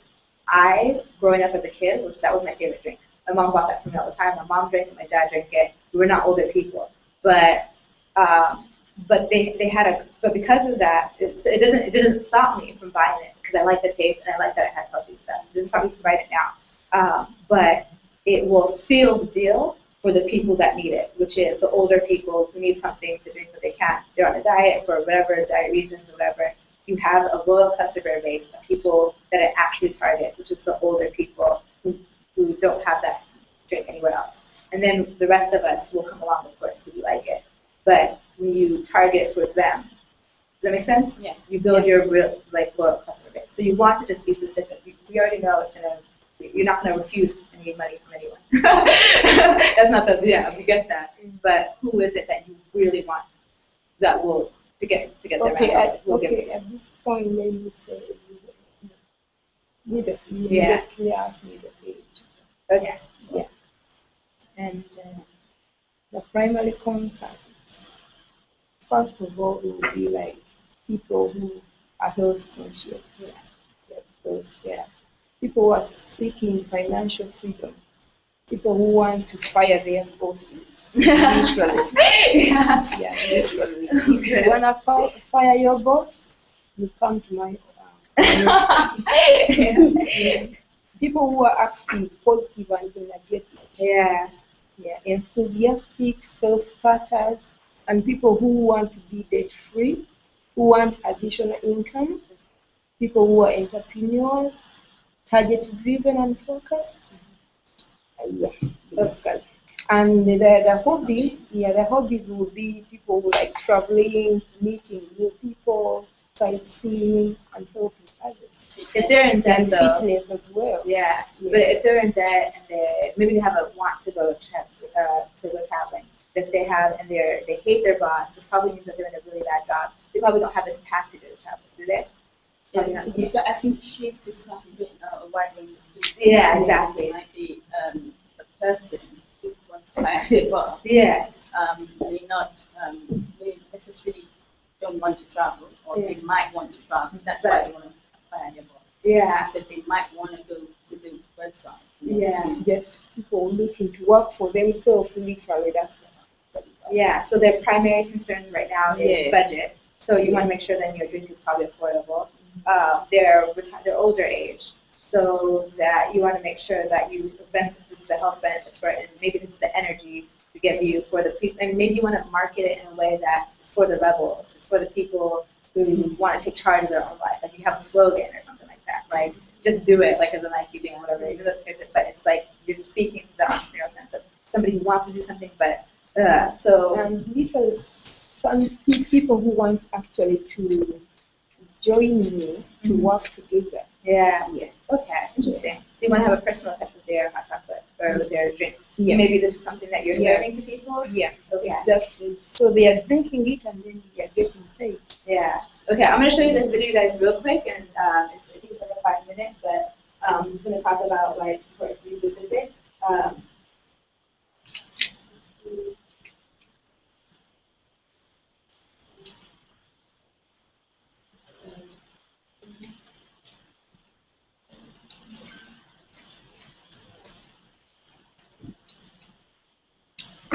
almost done.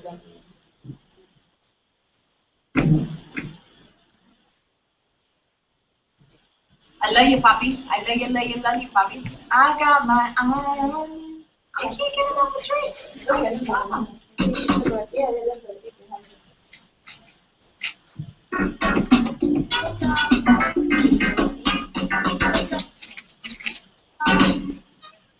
Hey, it's Marie Forleo, and you are watching Marie TV, the place to be to create a business and a life that you love. And you know what? A while back, we tested out a new segment here on Marie TV called Happy Birthday, Baby.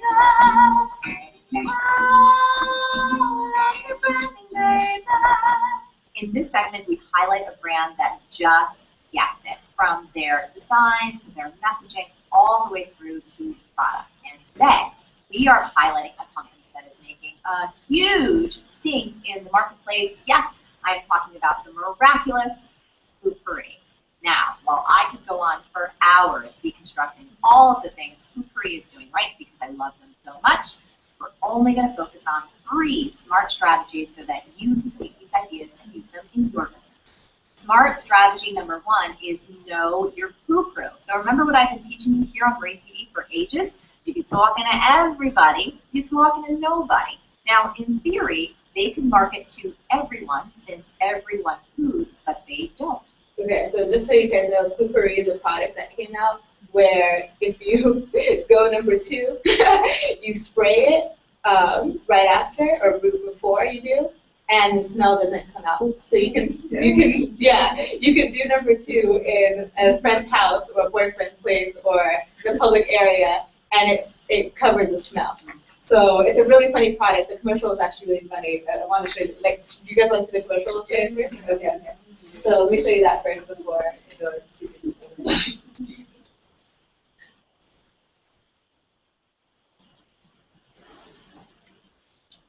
It's really hilarious.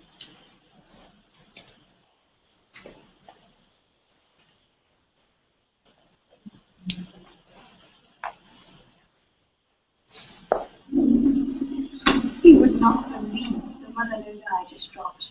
And that's how I liked it. Leaving not a trace that I will ever hear, let alone that I just birthed a creamy behemoth from my cavernous bowels. Nothing is worse than stinking up the shared toilet at work, or the toilet at a party, or your lover's apartment. Of course, flushing removes the graphic evidence. Maybe 2 or 3 flashes if your skid mark is engaged. But what can be done of that subtle scent of a 300-cow dairy farm? Aerosol air fresheners aren't the most effective option, or the healthiest. Trying to mask the stench, giving you a nice blend of Kevlar carnations, just a touch of these. So, how do you make the world believe your poop doesn't stink? Or in fact that you never poop at all? Poo-Pourri. Poo-Pourri is the before you go to fully spray, which is proven to trap those embarrassing odors of the source and save a relationship. Simply strips Poo-Pourri in the bowl to create a film on the water's surface that actually traps the odours in their porcelain prison.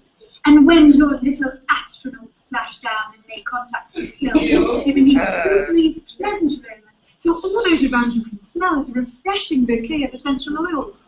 Yes, it is a real product. And yes, it really works. We've sold over 4 million bottles. On Amazon alone, there are over 1,000 reviews rating it 4.8 of 5 stars. That's a better Amazon rating than the iPhone 5. If it doesn't completely stop your stench from spreading, send it back for a full refund.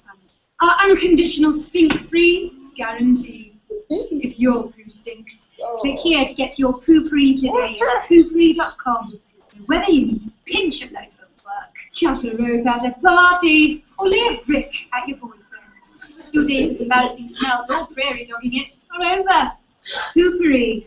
Our business is to make it smell like your business. Never even happens.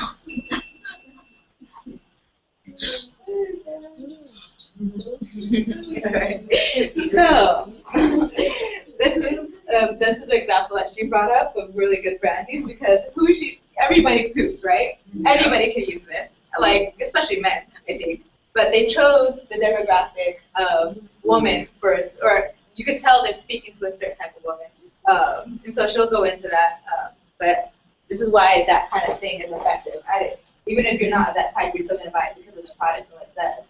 But by targeting that demographic, she gets a loyal group of customers. She speaks to you. She makes that group want to buy it first. And while others might take more convincing. They're smarter than that. They know exactly who their poo crew is. Take a look. From their visual assets to their copy, they talk directly to a glamorous or glamour-appreciating youngish woman who thinks poop is hilariously funny. I mean, who doesn't? Right, ladies? That's right. That's funny. Here is a subtle but advanced poo crew targeting technique that is really worth paying attention to. Take a look.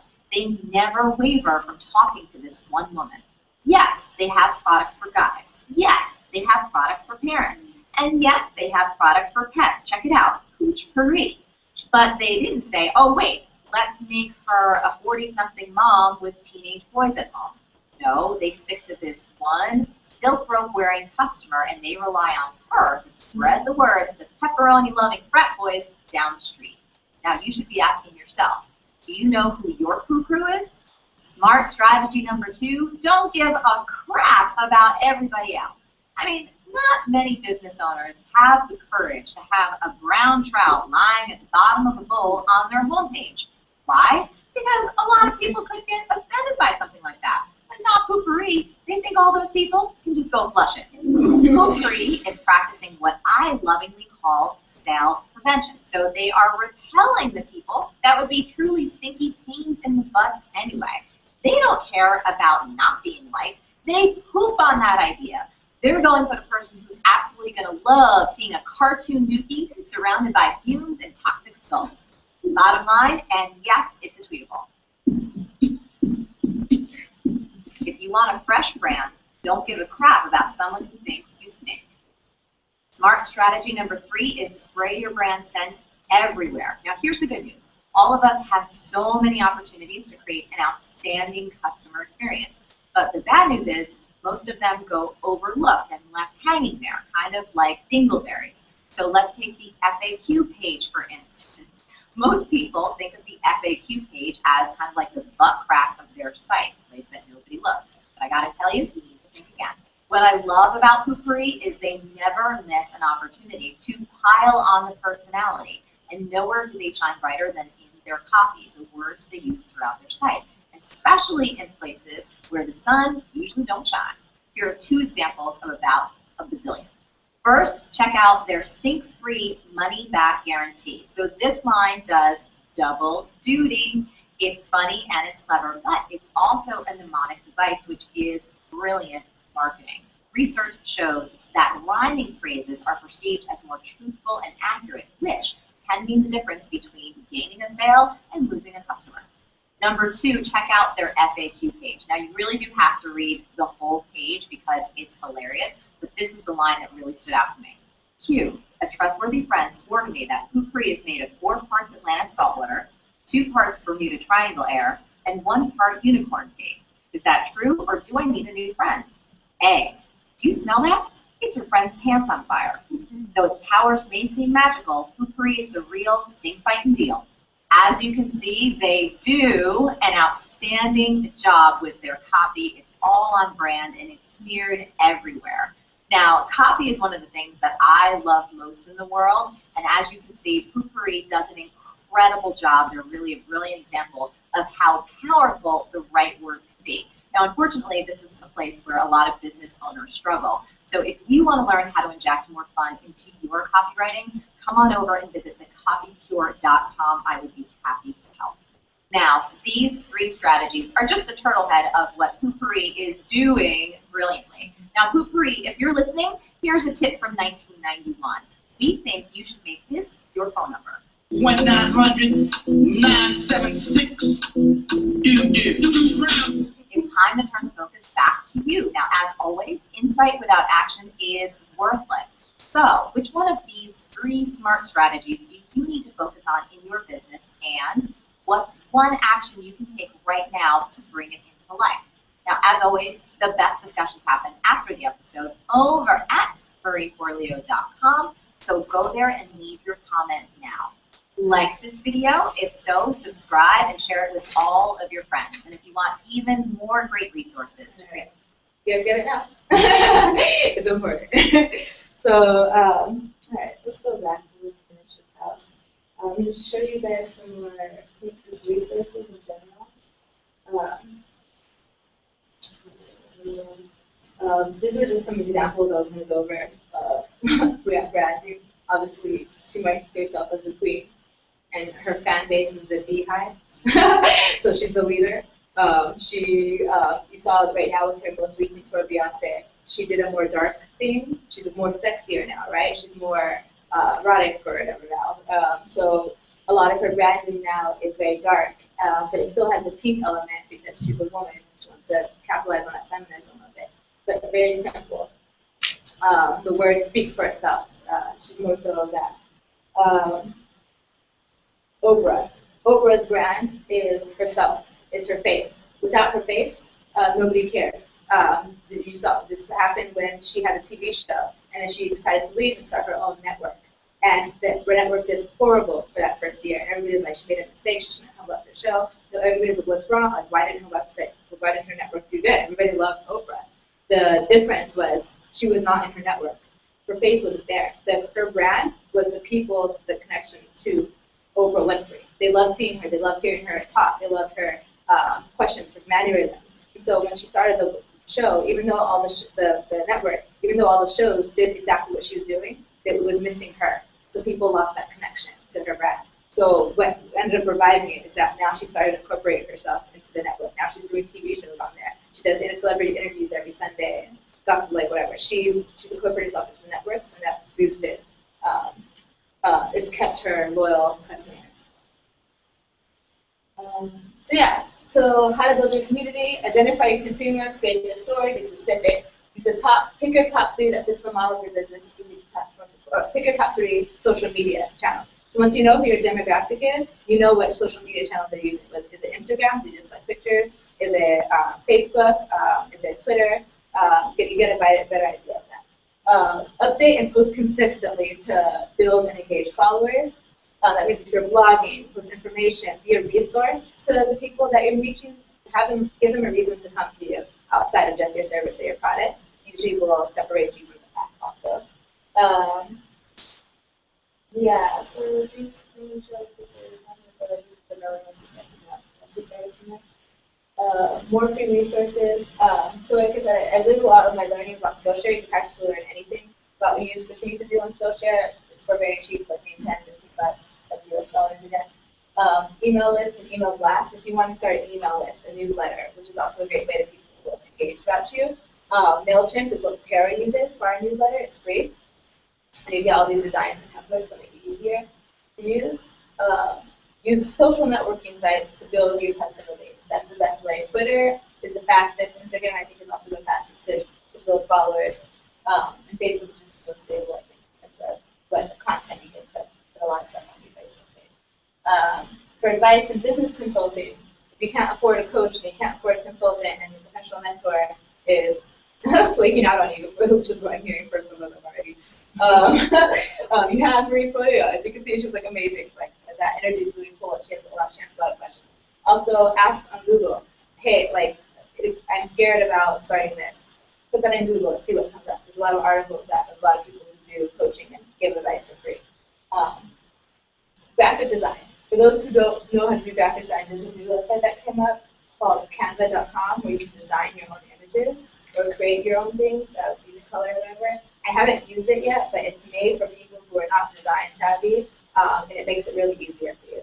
And then you can incorporate that into your website, especially if you're using the free website builder like Wix or Weebly. And Microsoft Office. I don't have Microsoft Office. I don't have this whole presentation was done on Google Drive. If you have a Gmail, that solves half of your problems. A Gmail account gives you a drive, which gives you access to making PowerPoints like this. The template, this is the template that I use. I had one day to do this, so I just and then it gives you Microsoft Documents. It gives you spreadsheets. If you want to use Excel, you can use Excel on Google. If you want to design stuff, have like a fake Photoshop. Google Drive has a little design Photoshop aspect to it too. So yeah, so and that's getting a Gmail account. So and yeah, and that's me. And so this is how I kind of close is what I do. And if you have any questions in the future about anything, I'd love to answer questions. I'd love to help out. No problem. These are my inspiration at creativeflow.com.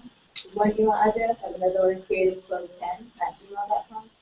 My website's creativeflow and all the stuff you want. I post a lot of resources on social media 101, coding. I do my demographics, people who care about community, so sometimes I'll post like things that I hear that are wrong, I'll post about it. I travel a lot. I like people, my demographics who also like to travel, so I'll post a lot of pictures and stuff like that. And a lot of inspirational articles. I want to help people like overcome challenges or barriers to get to where they want to be. So a lot of things that I post are resources that help boost people's self-esteem, blah, blah, blah. So feel free to connect with me on there and reach out to me and whatever. Yeah, I follow them. All right, any questions, or what do you guys feel about that presentation? Was it helpful? Yeah.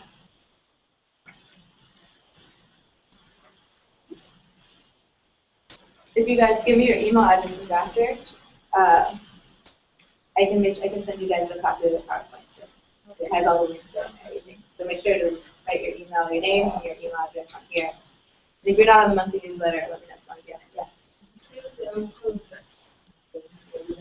Yeah. Yeah. If you decide not to go with color that doesn't suit your brand, Yeah. yeah. No, not at all. You're saying like if you choose a color that technically is speaking your brand, but you don't want that color? Is that what you're saying? Yeah. It's just important to recognize the feel. So depending on how how much you use that color or incorporate it, if it's your dominant color in your website, just know that that will affect the feel of it. Yes. Exactly, it is. It's a psychological thing. Yeah, but I picked that up off Google, and as a graphic designer, those are things, that's how, when you hire a graphic designer, the people who are artists, they know that, they're aware of that certain colors have certain feels to them, and so they have that expertise and they apply that into their design. Here's the cheat sheet, I just found it on Google that somebody just gave the free information away, which is true, because if you think about it, even if you look at it, you're like, oh wait, that does kind of resonate those feelings to me. So that's just something I just Googled, I was like, what colors mean what? So it's just something to help you if you're trying to create a certain feel for your website. Let's say if you're doing a wedding one, so people mostly associate white or whatever with it, and that's what they care about most. But if you don't want to use white, you want to use black. Just make sure that it's fine to use black as part of it, but if you have a dominating black page, it might not resonate with the people who are looking at it. So just be wary about how much you use it if it's not going to be a color that represents that. Alright, well, that's it. So thank you so much for that. I appreciate it.